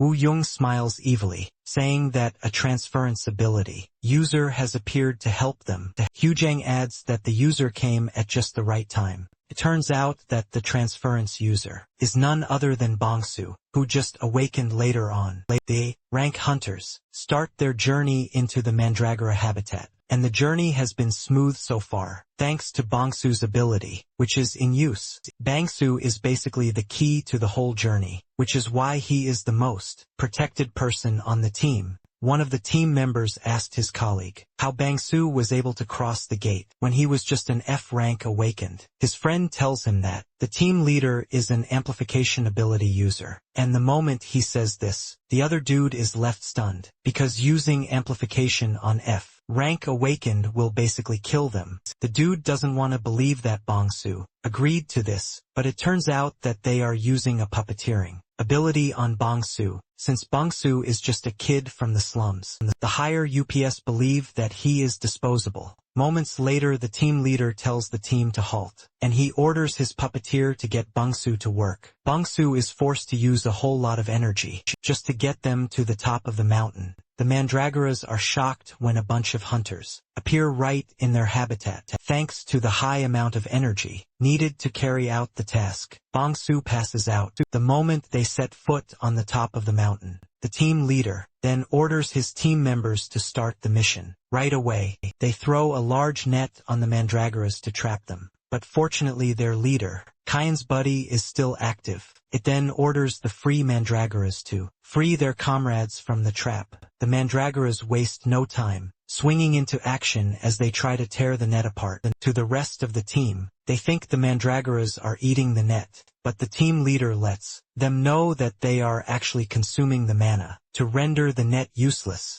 Just then, one of the team members, who is not a mana user, decides to take action. He goes after the Mandragora king, aiming to beat it up. Just as he is about to crush the pack leader, he is sent flying with a powerful punch from Cheyenne, who arrives on the scene just in time. The team members are shocked to see a dude attacking them out of nowhere, leaving them to wonder if the information leaked to another guild. Cheyenne angrily unleashes his aura that sends the hunters to their knees, and standing behind him with a smile is the Mandragora pack leader, who just saw his friend after a long while. Standing above are Jia and Yubian, who are monitoring the situation. They are surprised that there is a bulk load of Mandragoras in the area, which is probably why the hunters came there. Just then, they spot Kyan interacting with one of the Mandragoras. They look closely to see a silk caterpillar thread on the Mandragora, and they immediately figure out that the Mandragora is the same one Kyan met when he was 15. To Kyan's surprise,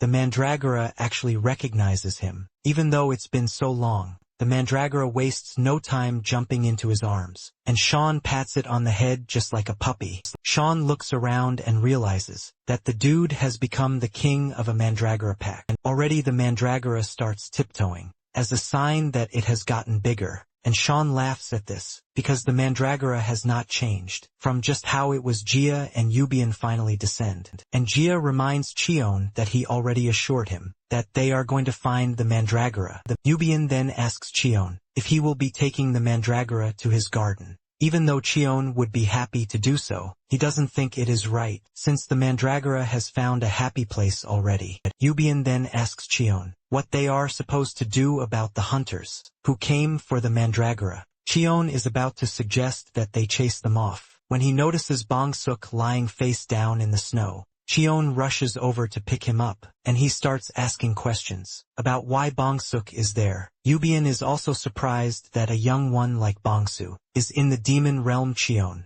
then reveals that Bongsu was the one who helped him when he was in the slums. Jia then tells Cheon that she can sense the energy of a transference user in Cheon. In addition, Jia mentions that the mark on Cheon's arm shows that he is under an amplification spell, and each bar represents 1 day. However, with the way Jia is looking at it, she is convinced that Bongsu won't last 3 days. Cheyenne lays Bongsu on the ground and places his jacket on him. It finally dawns on Cheyenne that the team leader was the one who used the amplification spell on Bongsu. In addition, the puppeteer is the one next to him. Cheyenne is pissed that the hunters needed Mandragoras, but they were not brave enough to climb the summit. To save their own skin, they had to kidnap a kid who just awakened. The team leader quickly figures out that Cheyenne is way above their level, and they can't even dare to fight him. He decides to try the bribery approach, telling Cheon that he is willing to give him some mandragoras, if this is what he wants.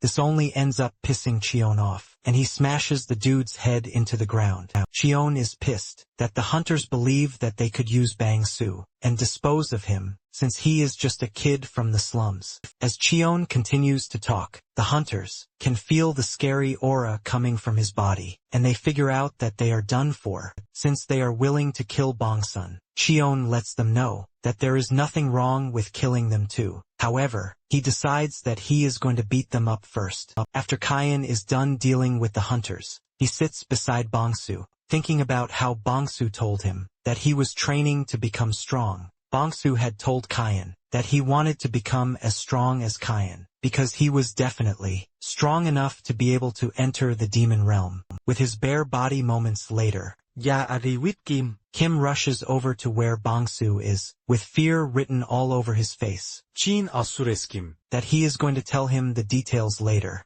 and he urges Kim to find a way to treat Bongsu. If he can, Kim gets down to action. But after trying for a while, he figures out that the situation is way above his level, because Bongsu has used too much of his life force. Kim mentions that pouring even the highest grade potions will still not work. Cheon then cuts Kim short, telling him that there might be a way around it. Cheon then writes down an alchemy circle in the snow, shocking Kim because it is an ancient one. This is a circle that helps extract mana, and then convert it into life force. However, the artificial extraction mana has been banned, because of how dangerous it is. In addition, it requires a massive amount of mana, and if it fails, there is no guarantee for survival either. Cheon then cuts in, telling Kim to extract his mana instead of the hunters. Kim is worried, but Cheon assures him that there is nothing to fear, because he has done it before. While Cheon was still under the lab's care, he once heard them talk about how he had an immeasurable amount of mana. It was because of this that they developed the alchemy circle to extend life.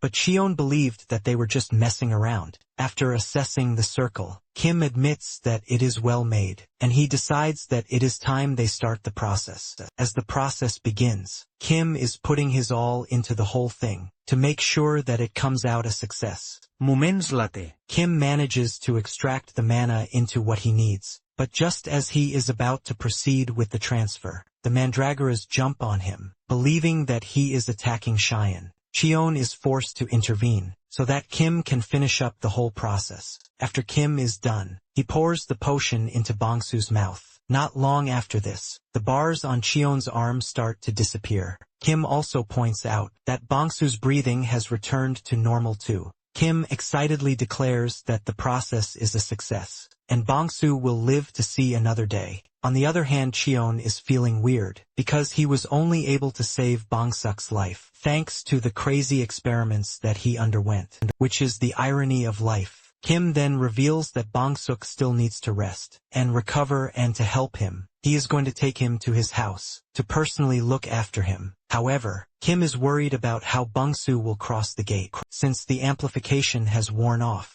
Cheon assures him that he is going to create a protective barrier with mana to help him. In addition, since Kim said the alchemy circle is dangerous and would be bad if it falls into the wrong hands, Cheyenne tells Kim that he is going to erase his memories and those of the hunters to make sure that they don't remember it happened. Kim agrees to this because he doesn't want to remember the terrifying events either. And suddenly it dawns on him that Cheon mentioned his plan to extract the hunter's mana. Cheon confirms this, telling Kim that he needs to extract their mana as punishment for what they did, since they still need to cross the gate. Cheon suggests that Kim demote them to D-class. Surprisingly, Cheon tells Kim to throw away their mana. After extracting it to make it even sweeter, Cheon reveals that he is not going to erase their memories. In fact, he is going to send them back to the human realm with their memories intact. Cheon mentions that people hardly change, and he wants them to continue remembering the shameful things that they have done.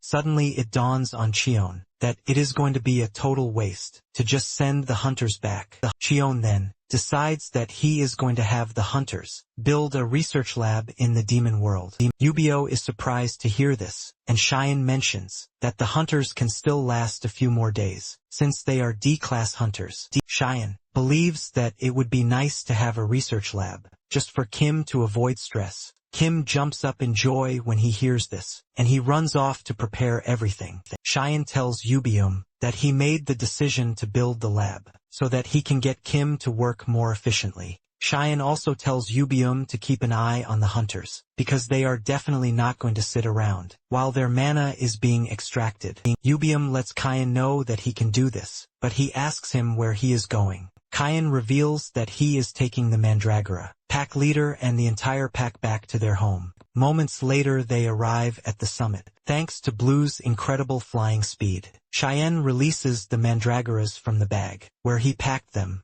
and he can see just how excited they are. After releasing all of them, Cheon believes that it is time to say goodbye, but he assures the Mandragora that he will come visit often. Just then the Mandragora makes a signal, telling Cheon to follow him. Cheon is surprised that the Mandragora is leading him to the opposite side of the habitat. Surprisingly, the Mandragora leads him to the old cave, and everywhere has been cleaned up with what he can see. Cheon figures out that the Mandragora usually comes to the cave. The Mandragora shows Cheon the crevice where it first made the fruit. For Cheon, not long after this, the rest of the pack enters the cave, and Cheon believes that the Mandragoras came looking for their pack leader, thinking it had disappeared. Surprisingly, the Mandragora leader walks up to one of the other Mandragoras and places the thread on it. The moment it does this, the other Mandragoras start tossing the Mandragora in the air. This is when it dawns on Cheon that his Mandragora dude just gave up its position as the leader of the pack. Cheon cannot believe that the Mandragora did this because of him. He asks the Mandragora if it is fine with this,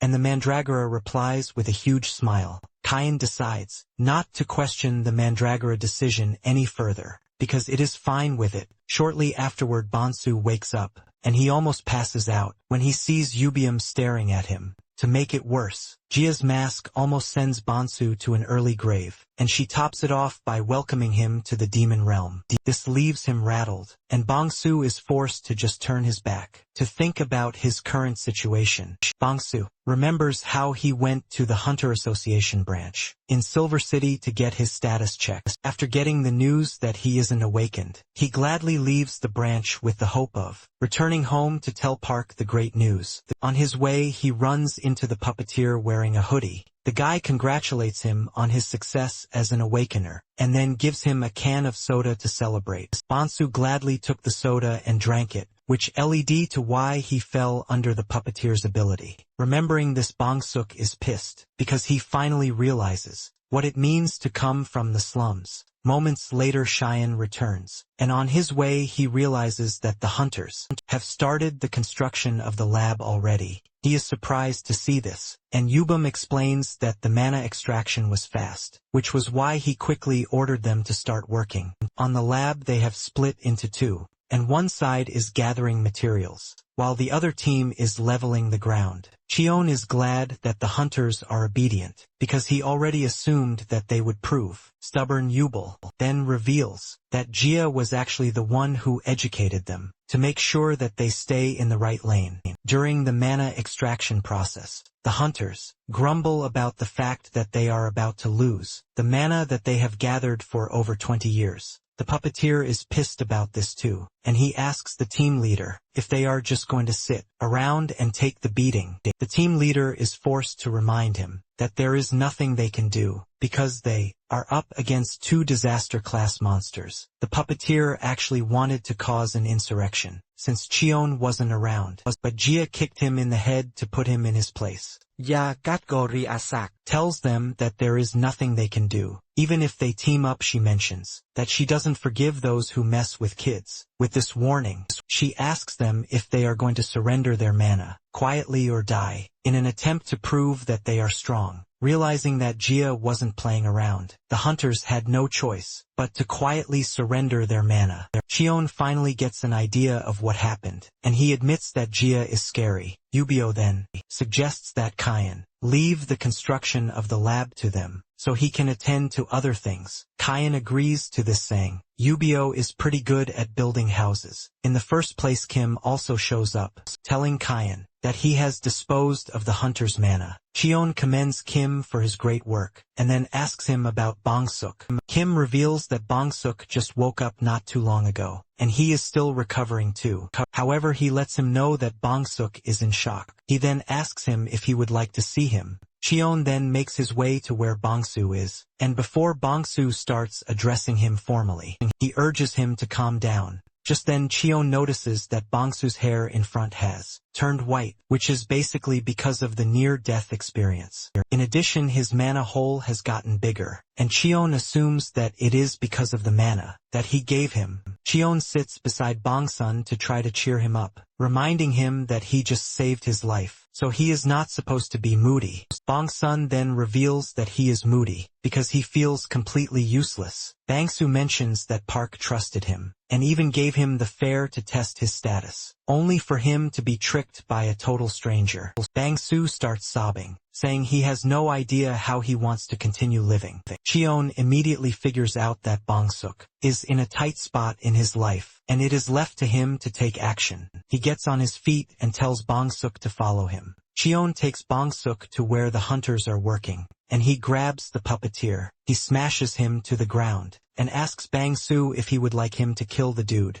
since he was the one who cast the spell on him. Bangsu takes a minute to think about it, before telling Cheon that he doesn't want Cheon to kill the dude. Bangsu says, the most important aspect is that he survived, and the dude lost his ability. However, he is pretty confident that more people like him will show up later. Because of this, Bongsu decides that he is going to become stronger, so that no one will ever fall for a trash. Like the puppeteer again, Cheon is relieved to hear this, and he tells the dude to continue his work, telling him that Bongsu just saved his life. The dude gets on his feet, and thanks Cheon for letting him live. After this, John tells Bongsuk that he is going to start learning Mona training from Kim. Bongsuk is surprised to hear this, and Kim assures him that he is going to help him, because they are both from the slum. Yubium and Jia join in the conversation, saying they are also from the slums. The sheer amount of encouragement and motivation Bangsu is getting from the group forces him to start crying, like a baby with tears in his eyes. Bangsu hugs Kim and thanks everyone for their help. Deep down, Cheyenne consents that Bangsu will be better than Kiziak if he manages to raise him well. Just then, Yubel notices that the Mandragora is with Kyan. He is surprised by this and he asks Kyan if the Mandragora had a change of heart. Kyan reveals that the Mandragora passed the thread it was wearing to another Mandragora, which basically means the thread was a sign of monarchy, since it didn't have an allegiance with its kind anymore. It was free to follow Cheon. Yubian is completely surprised that a monster passed down his position. As a monarch, Cheon then tells Yubian that he will take the Mandragora home to show him around. Yubian assures Cheon that he can leave the lab construction to him, and leave. Cheon thanks Yubium and then leaves. After he is gone, Bongsuk talks about how Cheon has been helping his life since the first day he met him. Bongsuk is left wondering what sort of person Cheon is, and Yubium simply replies that Cheon is a psychopath. Jia supports this, saying Cheon had nothing from the start, which is why he had nothing to lose. Cheon has been used all of his life, but now he is a psychopath who just wants to build a house in the demon realm and live peacefully. Shortly afterward, Cheon returns to the house, only to get the bad report that Sasa and Gu have vanished. Kiziak and Nari have been searching for the two since morning, but haven't been able to find them. Cheyenne uses his detection skill to try to see if there were intruders, but there were none. In addition, there is no sign of an unfamiliar energy, leaving Cheyenne to wonder if something unusual had happened. Kiziak then reveals that Sasa had picked a fight with the Mandragoras, but lost the fight again, which makes it 4 losses in 4 fights. Apparently Sasa is always picking fights whenever Cheon is not around, but he has never won one. He even picked a fight with the sapling, but after losing he just slept for the rest of the day. Nari confirms this, saying Sasa has been sleeping all the time recently. When Cheyenne hears this, it dawns on him that Sasa might be preparing to molt some hours earlier. Gu found Sasa picking a fight with the mandragoras, but as usual he got beaten up pretty badly. And while he was sulking, Gu showed up, giving him a flower. Gu tells Sasa to eat the flower, instead of getting beaten up. Every time he goes after the mandragoras, Gu tells him that the flower has the demonic energy that he is craving for, and when Sasa does, he actually enjoys it. Just then, Gu notices that Sasa's skin is peeling, which is a sign that it is about to molt. Apparently molting is as difficult as hatching, because if the temperature and humidity are not right, they can fail to molt and die. In addition, no one can help them, because any unwanted contact with the outside world during molting can cause undesirable mutations. Seeing all of these, Gu figures out that the molting is going to start pretty soon. Since it is still young, Gu figures out that Sasa doesn't have the strength to shed its skin, which means he has to take him to a suitable place. Really quickly, Gu tries to communicate with Nari and Kiziak to help Gu, but none of them can hear him. Realizing that he doesn't even know when Sean is coming back, Gu figures out that it is left for him to take Sasa himself. He grabs Sasa and heads to a cave. This is a cave that he has had so many death experiences getting to, but he doesn't mind since he is trying to save Sasa now. In the present, just as they arrive in the cave, they are attacked by bat monsters. Gu puts his body in the middle to protect Sasa, but before the bats can even get to them, Cheon shows up and blasts them off. Gu is surprised and he asks Cheon how he knows that he is supposed to come to the cave, and Cheon reveals that he used mana detection. Gu is surprised to hear this, since the forest zone is huge, and the distance is a lot. Cheon admits that the distance is a bit, but he knows Sasa and Gu's signatures. Cheon bends down to check Sasa out, and he confirms that he's about to molt, since the area is safe. Cheon asks Sasa if he is ready to molt, and Sasa finds a spot under a small rock in the cave. To help, Kayan increases the temperature a bit, so that it can be like that of the volcanic zone. However, Kayan is surprised that Sasa is already about to molt, even though it is still young. Gu then reveals that it appears to be something related to rapid evolution. Gu explains that a monster's molting is an effort to survive, and the demon realm is a place where everyone fights for their survival. However, Sasa has lost countless times to the mandragoras, and this must have caused it to rethink its life, so that it can continue to go on the way it is. He is pretty sure that it was this survival instinct that triggered the rapid evolution, and it is mostly going to get stronger after it molts. However, Sasa is a rare species, and Gu says no one knows how it is going to change. Cheon tells Gu that he is excited to see what Sasa is going to become, and moments later, a newly evolved Sasa emerges from under the rock. But there is not much difference, except for the flower on its head, since no one really understands why it has a flower on its head. Cheon just suggests that they head back home, saying they are going to understand everything later.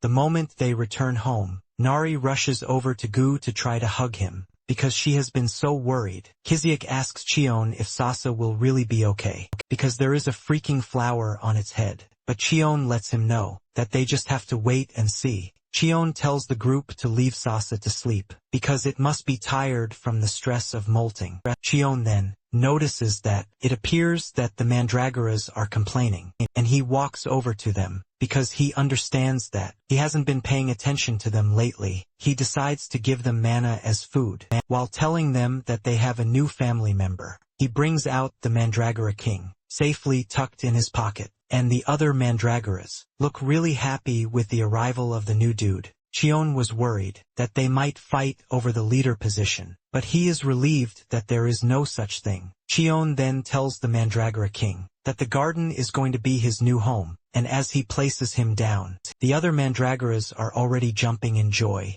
Shockingly, the new dude refuses to get off Cheon's hands, because he is not ready to leave him. Cheon starts to wonder if it is high time he got a bag to start carrying it around. Kiziak shows up asking about the new mandragora, and Cheon reveals that it was the mandragora that he got separated from a long time ago. He reveals that he happened to meet it again when he went to the snowy mountain, and Kizio is surprised that they met again after all these years, which means it is nothing but fate. Nari then tells Cheon that the mandragora appears to be used to him, so it doesn't want to leave his side. Nari suggests that Cheon carries it around all the time and takes care of it, because it is just like a little baby, so he should do the dodak thing for it. Cheon asks Nari what the dodak thing is, and she explains that it is when one pats a baby's back to put it to sleep. She grabs Gu to practice what she is saying, and Gu can only scream out his lungs to tell her to leave him, but she sadly cannot hear this. When Cheon hears this, he starts wondering if he should name the mandragora Dodak, since it has a nice ring to it. Moments later, Jia shows up, revealing that the research facility is now complete. Kiziak bows to greet her, and she addresses him as the cook, which immediately sends a wave of urgency into his body, telling him that he has to get his chef's license. Jia tells Cheon that she is there to get Cheon, because the lab is already done, and Cheon is surprised at how fast it was. Kiziak and Nari then tell Cheon that they would also like to see the research facility. Cheon then suggests that they all go together, but he lets them know that it is going to be the next day, because he has to keep an eye on Sasa, who has just molted. They agree to this, and Kiziak screams out, telling the group that he is going to make a delicious dinner for everyone that night. Sasa decided to go pick a fight with the mandragoras, again while pretending to be a plant. However, the mandragoras catch it really quickly, and they throw it into a hole dug perfectly for it. Sasa tries to escape the hole, but it gets really stuck, leaving it to groan in tears. Cheon and Nari later find it there, and Gu notices that Sasa is eating the flower on its head. Out of frustration, the next day, the group arrives at the research facility, and they are stunned at how huge and beautiful it is. Yubian boasts about how he and Jia are pros at building houses, and Cheon agrees with him, saying the building is excellent. Cheon also figures out that he can finally remove the spell on the siblings to start giving them other work in earnest. Moments later, Kim also shows up, revealing that he just went to get some supplies from the human world. Cheon is disappointed that Bongsun has already left, because he had plans to introduce him to Nari. Kim reveals that Bongsu is back at his house to recover, and he has already started his mana training. Since everything is ready, Cheon figures out that what is left is to send the offenders back to the human world. However,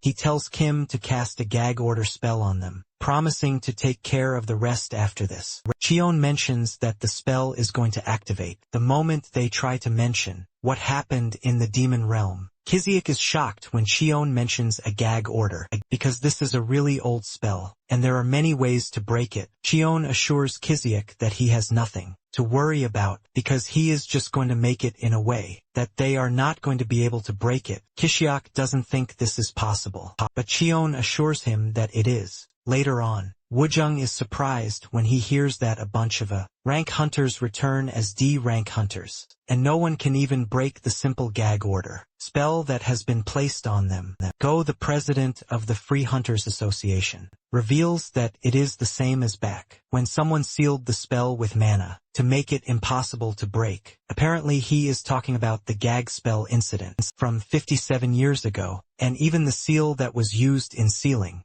the director has been confirmed to be from the old era. Woojung doesn't want to believe that there is someone from the old era, and he assumes that it is all a mistake. However, he sees this as a chance to unseat Lee Unsu. Woojung then tells Go to start the slum cleaning project as fast as they can. Earlier on, Cheyenne had set the hunters free after placing the gag spell on them, and told them never to mess with kids again. Kiziak is totally stunned, because he has never seen or heard of someone sealing a spell with mana. Suddenly, he remembers the gag spell incident from 50 years ago. He remembers seeing it in some files, and this was when an alchemist turned himself into the Hunter Association for illegal chimera research. However, he couldn't say anything about the lab he worked at, because he was under a gag spell. Dozens of awakeners tried to break it, but all of them failed, and in the end, the association just concluded that it was an abnormal phenomenon that occurred during gate transit. However, seeing it now in person, Kiziak realizes that Cheon's sealing technique is similar to what he read in the files. In addition to this, Kiziak remembers Cheon telling him that he was friends with Yubian and Jia since he was young, which means he is an old-era hunter. In fact, he believes that he is a Chimera hunter, leaving him to wonder just how good Cheon is, because he took him in even after suffering deep down. Kiziak vows to continue to serve Cheon faithfully. Cheon then asks Kiziak if he is willing to go to the cave zone, because Nari said she would like to. Kiziak is excited when he hears this, because this is one of the 3 most avoided zones. Kiziak asks Cheon what they are going there to do, and Cheon tells him that it will soon start snowing. In the forest zone, he tells the group that they have to start preparing for winter, and Kiziak realizes that Cheyenne is actually right. When it comes to the snow, in the forest zone it is known as the silent invader. Basically, on the surface, it looks no different from regular snow, but when it touches a plant, a corrosive effect occurs. When winter comes, the plants of the forest zone melt away in the snow, and when spring arrives, they grow back at an alarming speed. Mary freaks out when she hears this, saying it basically means that their house is going to get destroyed, and even Kiziak panics, because he is not ready to start rebuilding all over. Again, Kim then tells them not to worry, because the house will be fine. He mentions that there is a mushroom in the cave zone that prevents corrosion, and he believes that this is why Kyan wants to go to the cave zone. Cheon is impressed with Kim's knowledge, telling him that he knows his stuff. He reveals that the mushroom is a glowing, light green mushroom, and if they apply it to the outer walls of the house, it should be fine. Suddenly,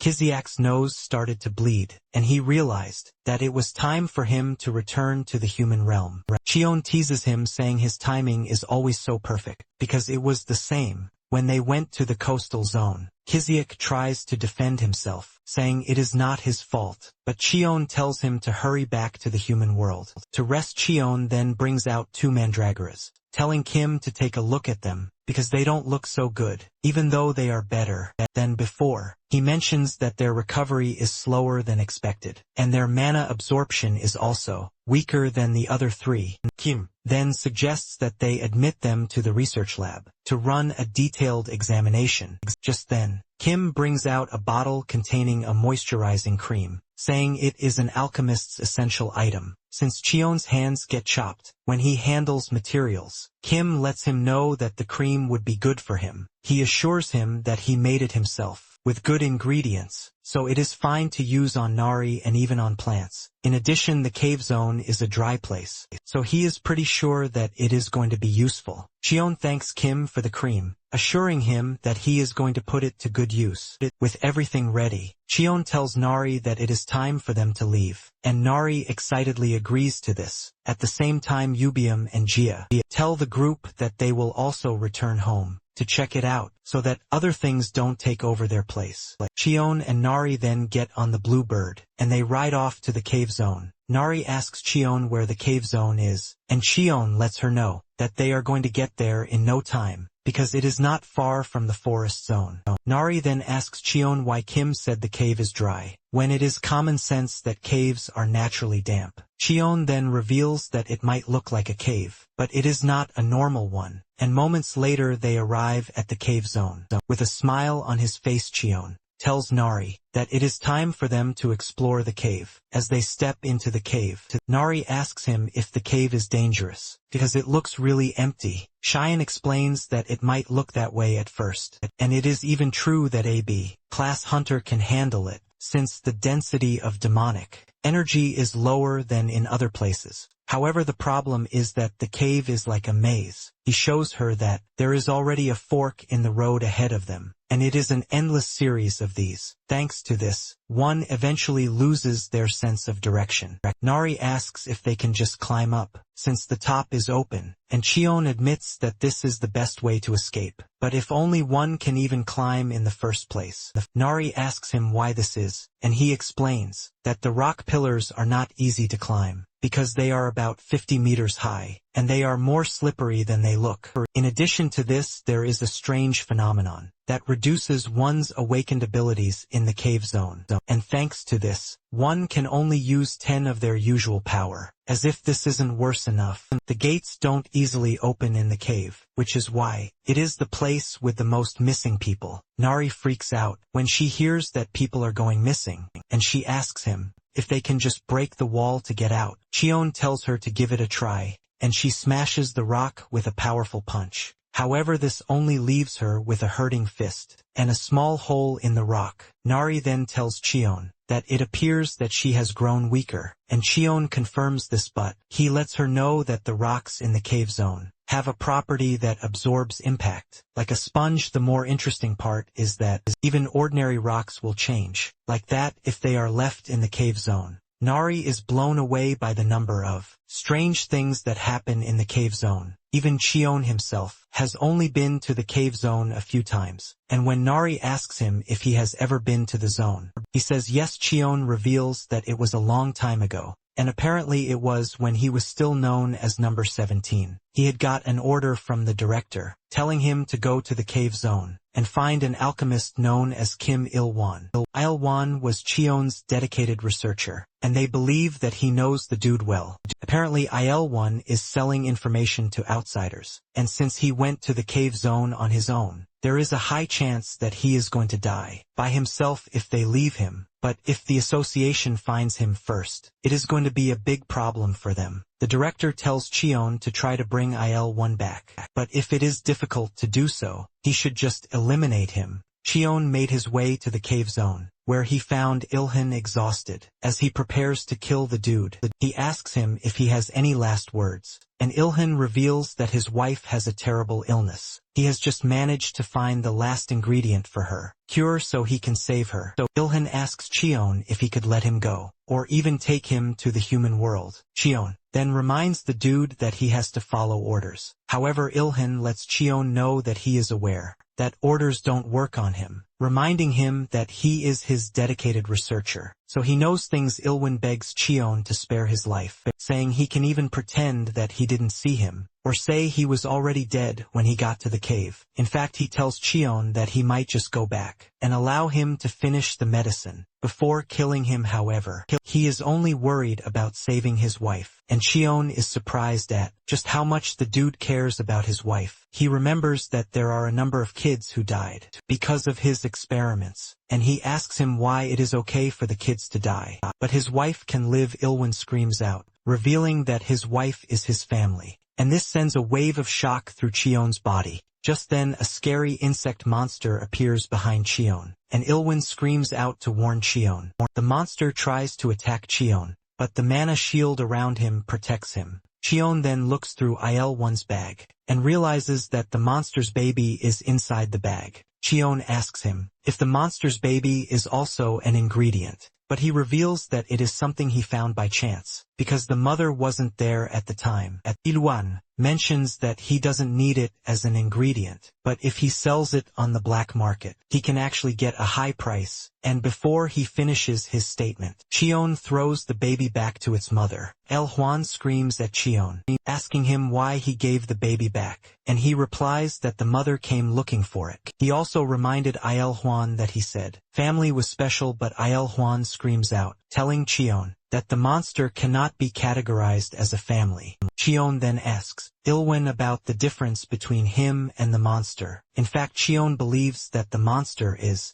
a far better being than Ilwin, because it managed to save its family. Nonetheless, Chion is surprised that a trash person like Ilwin can risk his life to save his family, and Chion tells the dude that he is not going to kill him, but he lets him know that he is on his own. Ilwin yells at Chion, telling him that he can't leave him behind, because there is no way he is going to be able to fight the monster. As Chion walks away, the monster slaps Ilwin with its tentacles. Cutting his face, he falls to the ground in pain. While telling Chion to come back, he screams out, telling Chion that he is going to do anything that he says. Now in the present day, Nori asks Chion if the dude died, but he reveals that he saved him. However, his family had no idea what he had been doing, and Chion made him confess to them before he finally turned himself in. However, Chion puts a spell on him to make sure he is not able to say anything else. Deep down, Chion is still wondering what his family thought after hearing the terrible things he has done. Just then, Dodak stares at Chion in a funny way, and Nari lets him know that Dodak is worried about him. Chion is surprised and confused, and Nari lets him know that while he was narrating, He had a sad expression on his face. Nari tells Cheon that she was tempted to comfort him, and she is pretty sure that Dodak feels the same way. Cheon is surprised at how random the two are, but he cannot help but admit that he is feeling good. Shortly afterward they find the stash of mushrooms, and Nari is blown away by how colorful they look. However, Nari is surprised by this, since mushrooms grow in damp places, and Cheon reminds her that he already said, the cave zone is a bit unusual. Instead of it being a dry place, feels more like something that is rapidly absorbing the moisture to make it dry, since moisture briefly forms around. The dormant mushrooms do not miss the chance to bloom. The two start to gather the mushrooms, and in no time they have gathered a whole bunch of them.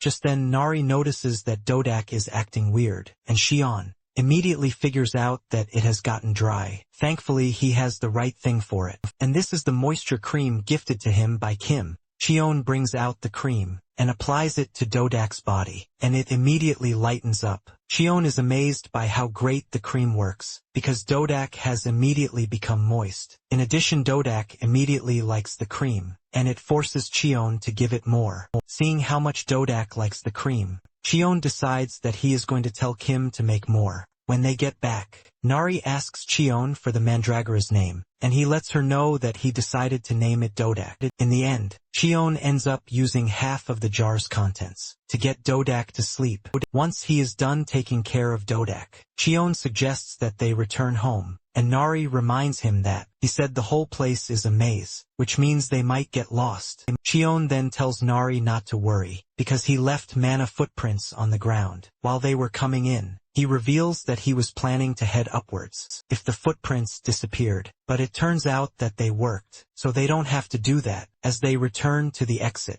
Nari asks Cheon if he is not weaker in the cave zone, and Cheon reveals that he didn't really notice a difference. Nari then tells Cheon that the cave zone is a really mysterious place, because one's power gets weaker, and there is also a maze. Nari says it feels like someone is trying to prevent intruders. The moment Nari mentions this, he realizes that she might be right, and he decides that he is going to come back with proper preparations. Meanwhile, in Kiziak's house, he is shocked when he notices that all the demonic energy in his body has been purified in just a day and a half. Since he is back to his optimal state, he figures out that it is time for him to go back to the demon realm. Kiziak had already gone to the supermarket to buy things, because he wanted to prepare something other than just groceries. This time around, Kiziak excitedly returns to the demon realm, but he is left in shock when he sees Cheon and the others painting the house in green mushrooms. Nari tells him to hurry up and help crush the mushrooms and spread them on the walls so that the house won't collapse. Kiziak is disappointed at how it is done,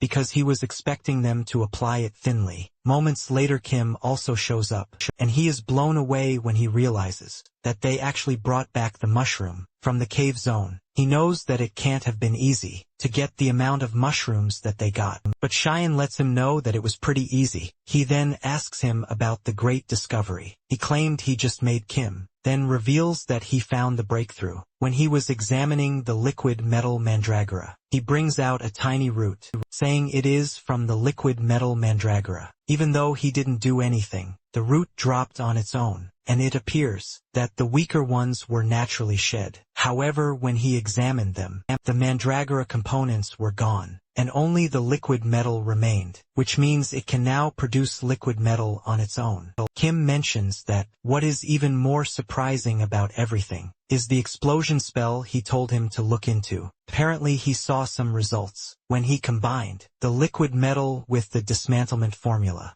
In other words, while it is difficult to completely remove the spell, he can temporarily restrict the spell's activation. And Cheon asks him how long he can do this. He replies that it can stay on for 72 hours, which means for 3 days a week. Ubium and Gia would be able to stay in the human world without any issues. Ubium and Gia are shocked and excited to hear this, so much so that Ubium starts to shed tears of joy. Nari is surprised that Ubium is crying, and she asks him what the problem is, but he lets her know that he is just happy. Since this is the case, Cheon suggests that they finish with their current task and head to the human realm together. Yubium is surprised that they are going very soon, and Cheon reminds him that they don't have to wait around. Nari celebrates this, but Kim tells them that he is going to stay back, because he still has some things he needs to supervise. Kim then tells Kain to stop by and say hello to Bongsuk, saying he is going to provide him with his address. Jia asks the group if it is okay for her to wander around in her weird clothes, but her brother tells her to take off her mask first. Deep down, Xian immediately figures out that he would have to buy the siblings clothes. When they return to the human realm, he wonders if the clothing store that Bongsu showed him is still operational shortly afterward. They make their way to the human realm, and Cheon heads over to Bongsu's place to check on him. He asks him how he is coping, and he assures Cheon that he is doing well, thanks to his help and everyone's. Bongsu then turns around to take a peek at Yubian and Jia, who are now in their human form. The two still have their weird clothes on, and they are blown away at how much things have changed. On the other hand, Kiziak has an ugly hat on his head, and when Nari asks him why he is wearing it, he asks her if she is serious, or just teasing the hell out of him. Bongsuk is totally blown away by the whole thing, because the scene appears like he is moving around with his family. In the neighborhood, Cheon then asks the siblings how it feels to be back after so long, and the two express how happy they are. Yubium admits that the slums have always been ugly, but it has gotten worse, because there is dirt everywhere, and even rats have become landlords there. Jia asks why it has become dirtier, and Bonsu reveals that a while ago, the higher UPS said they ran out of funds, so they basically pulled out all the cleaners. He mentions that there are some people who have tried to clean, but there is just so much that they can do. Just as they are about to get to Park Store, Bongsu finds her being harassed by a group of thugs. He rushes over to help her, and she urges Bongsu to run away. The leader of the squad, the big dude, tells Park that they are only going to leave after she has paid the security fee. Bangsu stands up to the dude, asking him what the hell he is doing, because his territory is District 11, which means he has no business in District 12. The dude then replies that District 12 is also part of his territory, and he angrily throws a punch at Bangs for being arrogant. However, Kayan grabs his arm before the punch can reach Bongsuk.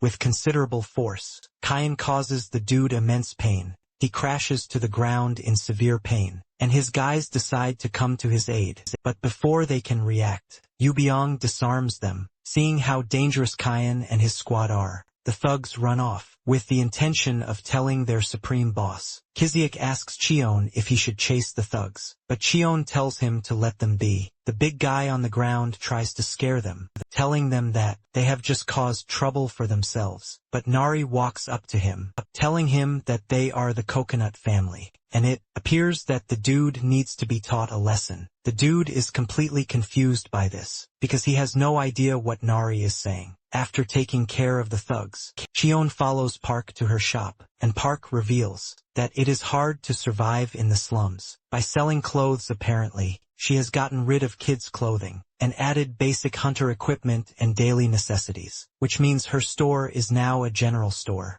Park attributes her success to how Kayan helped her. Back then, in fact, she has cooking wares in her store too, and Park berates Bongsuk for not calling her. When he is coming over, she asks him if he has awakened, and Bongsuk shows her his power, which is teleportation. Park is happy to see this, and she grabs Bongsuk, patting him on the head. But Bongsuk tells Park that it is all thanks to her. Moments later, Jia steps out of the changing room, and she looks really beautiful in her new dress. Park and Kiziak end up saying this at the same time, creating an awkward atmosphere. When Yubium also steps out in a gentleman's suit, Park is blown away, because he looks like a freaking celebrity. Even Cheyenne is impressed, and at the same time, he wonders why Yubium is always walking around with a bird's head when he has such a nice face. Cheon then tells the two siblings that they look good together, while suggesting that they pick out a few more pairs. Yubio and Jia then tell Cheon that they are only going to wear the outfits when they go out, because they are not entirely comfortable in them.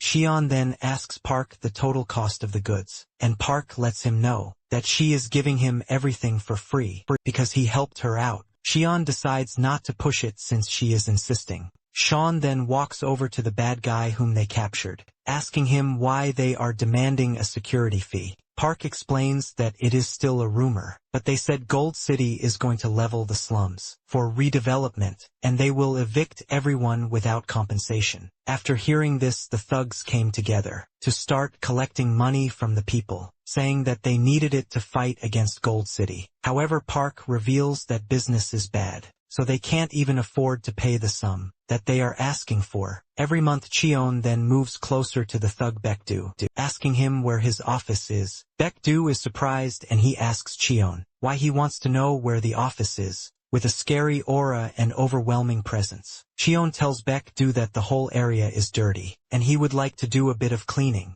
Meanwhile, in the thugs' headquarters, the boss Lee Cheol gets word that Baekdu was defeated, and he is surprised that there are people bold or stupid enough to touch them. He then tells his boys to gather themselves immediately, because he plans to go down there himself. Suddenly one of his boys rushes into the room to tell him that they are under attack, and the people beating them up call themselves the Coconut Family. Chill steps out to find out that Kisyak has beaten up all of his men, and he dashes over to try to punch him. He swings multiple times at him, but Kisyak easily dodges his attacks, because he can see how slow his movements are. Tired of toying with him, Kisyak holds back before sending the dude into the distance. With a single punch, this is when it dawns on Kisyak that he has actually gotten stronger, and this is all thanks to the effect of the special training. Jia commends him, saying his movements are not bad, and he almost faints from excessive blushing.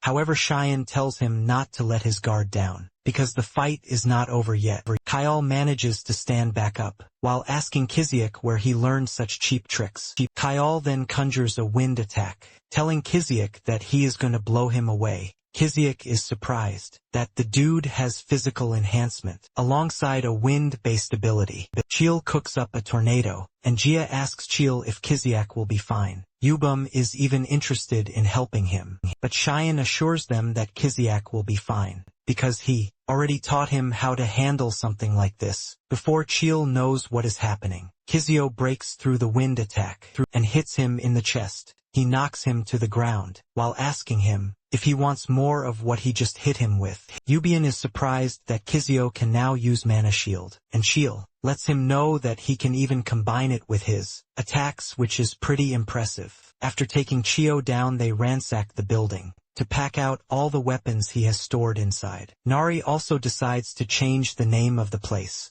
and she lasers the coconut name into the name tag, removing the previous name. She lets Cheel know that the whole building now belongs to them. Cheel is totally blown away, because he can sense just how strong Nari is, leaving him wondering where Cheel and his people came from. Yubian brings out the safe, asking Cheel for the password, but he refuses to say. Yubio doesn't even argue with him, as he tears the safe door apart easily. Inside the safe is cash from top to bottom, and Cheyenne teases him, telling him that he has saved a lot. Yubio then asks Cheyenne what they are going to do to Cheel, because if they let them go, they are just going to keep doing bad things. Cheyenne is pissed that Cheel and his guys are extorting people under the guise of protecting them. Park had revealed a funny truth, saying that as Cheel's gang grew, serious crime actually decreased. In the past, human trafficking, robbery and murder happened every day. But in the moment, if things like this happen,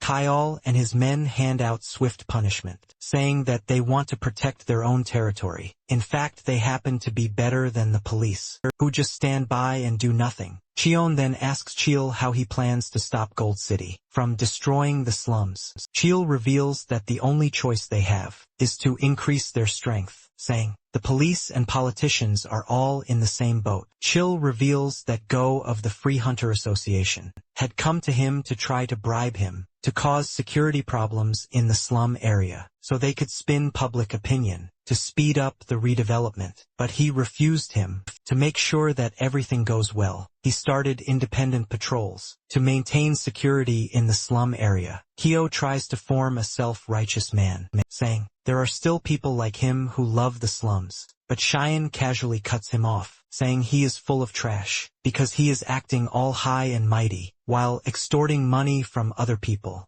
Cheon tells the dude that gangsters are still gangsters, and there is no better gangster out there. However, Cheon lets him know that he is going to give him a chance, since he claims that he wants to protect the slums. Since this is the case, Cheon tells Keol that all the money will be used for the slums. Not long after this, Cheon puts the gang to work to have them clean the whole area. He tells Chil that as of that moment forward, he is in charge of cleaning the whole district, and he tells him to change the name of his organization to Space Family, because he is now under his organization. Cheon tells Chil that if he ever stops by and the streets are dirty, Chil will be the first to get beaten up. Some of the gang members can't believe that they have been relegated to cleaners, and Chil tells them that they are only doing what they are told. Chil says Kyan might look young, but he wants to listen to him and trust him. In no time, the districts start getting cleaner, and later on, Cheyenne gets a bag as a thank you gift from Park. This turns out to be the perfect size to put Dodak in.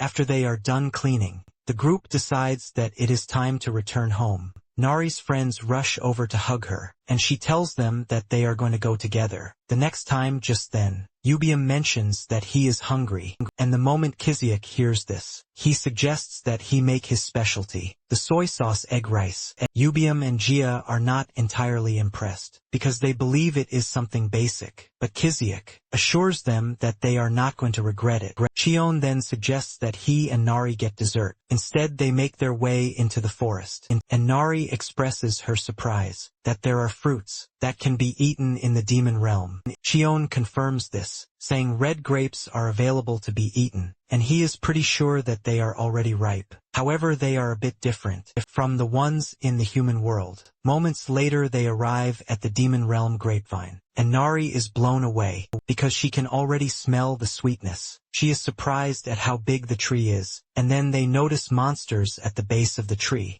Nari asks if they are there to pick grapes too, but Cheon calls her attention to the dude holding on to his dear life at the top of the tree. The dude is holding on with his last strength, hoping he doesn't fall and become monster food, while begging for his grandpa to save him. The dude is thinking about how he is about to lose his life when he spots Cheon and Nari on one of the branches above him, and they are calmly collecting grapes. The dude doesn't want to believe his eyes, because there is no way he would have expected a girl to be in the demon realm. Nari asks Cheon if it is fine to leave the dude hanging the way he is, and Cheon tells her that she doesn't have to worry, because he doesn't look like someone who is going to fall anytime soon. Nari excitedly continues picking the grapes, and she mentions that this is the first time she is going to see a tree that is this big. Cheyenne lets her know that the tree is over 60 years old. Already Nari is shocked to hear this, and she assumes that Cheyenne is exaggerating, but he lets her know that he planted the tree a long time ago,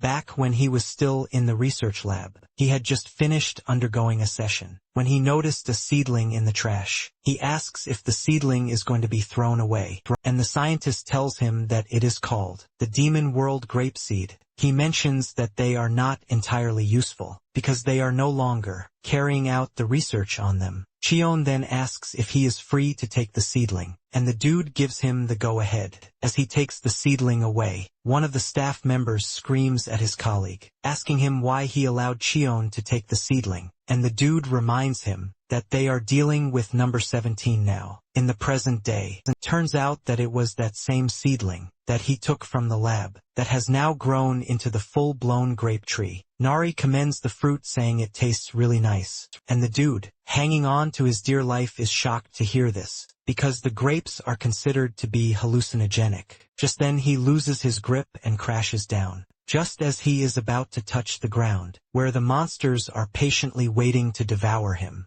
Cheon grabs him with his skill. Turns out that Cheon knows that the dude is Lee's grandson Beko. Cheon then tells him to tell his grandfather, when he returns home, that he now owes him his life for the second time. Later on, they return to the house and Beko is left in shock. He believes that he is still hallucinating, because everything playing out in front of him doesn't look real. There is a mandragora garden, a poisonous parrot bird, and even the siblings are terrifying. As if this is not enough, He can perceive cooking ingredients, because Kiziak is busy cooking. Everything looks absolutely crazy for Kyan to comprehend, and moments later, Kiziak shows up with the soy sauce, egg rice that he promised. He also adds potato, soybean and perfectly fermented sliced kimchi to it. Kiziak turns to Beko, telling him to enjoy his food, because they have clearly met before. Beko is totally confused as he doesn't know where he has met someone as crazy as Kiziak.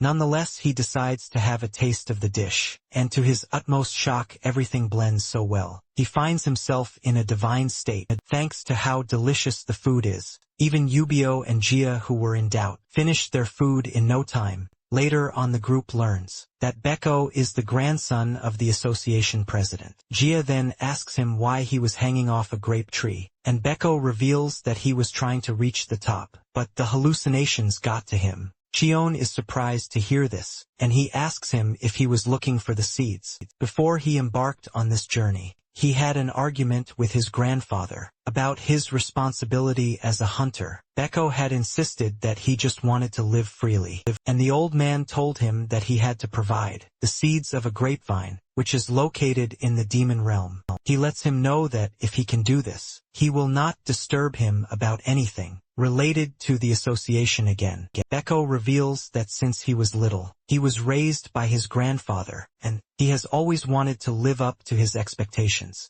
However, Beko admits that he doesn't have the confidence to become a hunter like his grandfather wanted, which is why he doesn't even know why the old man told him to get the seeds. Chion then tells Beko that he might not know much about family, but he has an idea of why his grandfather told him to bring the seeds. Apparently, the demon world grapevine produces seeds only once every few decades, and only one at a time until that seed is ready to grow. The tree cares for it carefully inside the fruit. At the very top, the tree grows tall towards the sky to protect its seeds from land predators, and create hallucinations through its fruit to protect it from aerial predators. Basically, the tree is living its life for one seed, just like how humans raise their children. Kyan tells Beko to forget about everything, including the association, because in the end, his grandfather might have lived this long for him. Chion tells the dude that he probably wants his grandson to understand that feeling. Back home, Lee is worried about his grandson, wondering if he scolded him too much, while debating on whether to invite him over for dinner that night, which has not happened in a long time. In the demon realm, Beko cries his eyes out because he finally understands the sacrifice that his grandfather was making. Because of him, Lee even tries to call his grandson, but his number is not going through, and he assumes that he is out with his friends. At the same time, he is worried that something might have happened. He then remembers the Institute's incident, where the director gets sealed. In addition to this, a bunch of hunters returned to the human realm, with their ranks degraded. They also had a gag spell on them, and one of the officials asked Lee if it was an anomaly, but Lee didn't really think it made sense, because it was happening to so many people at once. Lee is pretty sure that there is no anomaly in this, because he saw Cheyenne riding a big vulture parrot, and he is convinced that whoever is riding the vulture is responsible. He tried to track Kyan down, but before he could catch up with him in the slums, he had already vanished back into the demon realm. Lee is busy thinking about all the weird things that have happened, when a staff member runs into the room, telling him that Beko entered the demon realm in search of grapevine seeds, leaving the old man totally shocked. Back in the demon realm, almost everyone fell asleep after the delicious meal, leaving Chion and Yubian. Yubian then asked about Beko, and he reveals that he is currently doing the dishes. With Kisiak, Yubian then asks Chion how he knows Lee, and he replies that this was also something from years back. Chion was supposed to go to the demon dimension, but the gate malfunctioned, and he met himself in the slums, where a battle had just happened. Chion is frustrated by this, because he didn't bring any other gate stones with him, and he is running on a deadline. Chion is thinking of a way out, when two monsters appear above, but he easily seals them, just like he sealed the director. Turns out that the destruction that happened in the slums is caused by the gang, and Chion plans to use the sealing method on the culprit. When he finally catches them, suddenly he hears someone from under the rubble calling for help. John helps him out, and he turns out to be a younger Lee. Lee reveals that he has been trapped under there for 3 days and he thanks Cheon for saving him. Lee gives him his card which says, he is the temporary chairman of the Hunters Association. Apparently he just created an association for hunters, even though it was not famous yet. Lee mentions that he has always wanted to help hunters, like Cheon, who are there to risk their lives. He mentions that he came here to help hunters, but found himself in a dire situation. While he is busy yapping about unnecessary things, Cheon remains mute. Lee lets Kyan know that he can help him get various things that hunters need, but Kyan cannot necessarily tell the dude that he is not a hunter. Kyan tells Lee to leave him alone, since he said he doesn't have a gate stone. Lee is shocked when he realizes that Cheon doesn't mind splitting up. Cheon turns around to leave, saying, Lee wouldn't have been trapped if he had a gate stone. Lee rushes after him, telling him that he has gate stones, and he can give him one. He suggests that they move to the next sector to get it. Cheon is relieved to hear this, and Lee decides to offer him a potato, which was the last one in his bag. Cheon cannot believe just how optimistic Lee was, even though he has been trapped for days. Nonetheless, Cheon turns around to leave, so that they can find the stones, while Lee walks from behind. After he is done narrating, Yubum asks Cheon if he kept in touch after this, but Cheon says no, revealing that this was the last time. In addition, Lee never knew he was a chimera. Yubian then roasts a fruit in the fire, and while enjoying the delicious taste, he lets Chien know that they can't do this in their place because of the snow chi, and then asks him if they should make an underground storage space, saying they should gather wood first and store it, and Yubian agrees with him, saying snow won't touch it, which means it is safe. At the same time, Dodak emerges from its pouch because it wants the moisturizing cream. Cheyenne reminds it that the cream is finished, while urging it to wait till Kim shows up with more. He hasn't finished saying this when a gate opens and Kim emerges from it. Cheon is surprised because he just mentioned his name, and he appeared. Kisiak is the first person Kim asks for, and Cheon informs him that he is currently doing the dishes. Since this is the case, Kim suggests that they leave the news for later. However, he has another piece of information, and he tells Cheon that he has successfully developed a cure for the mandragora. However, there is one problem, because to administer the medicine, they have to give the mandragoras 4 injections. The issue is that even after making the needle smaller, and Yubian asks if there is any other way to do this, Cheon takes a look at the mandragoras and realizes that they appear to be scared. Kim mentions that the drug needs to be infused slowly into the body to be effective.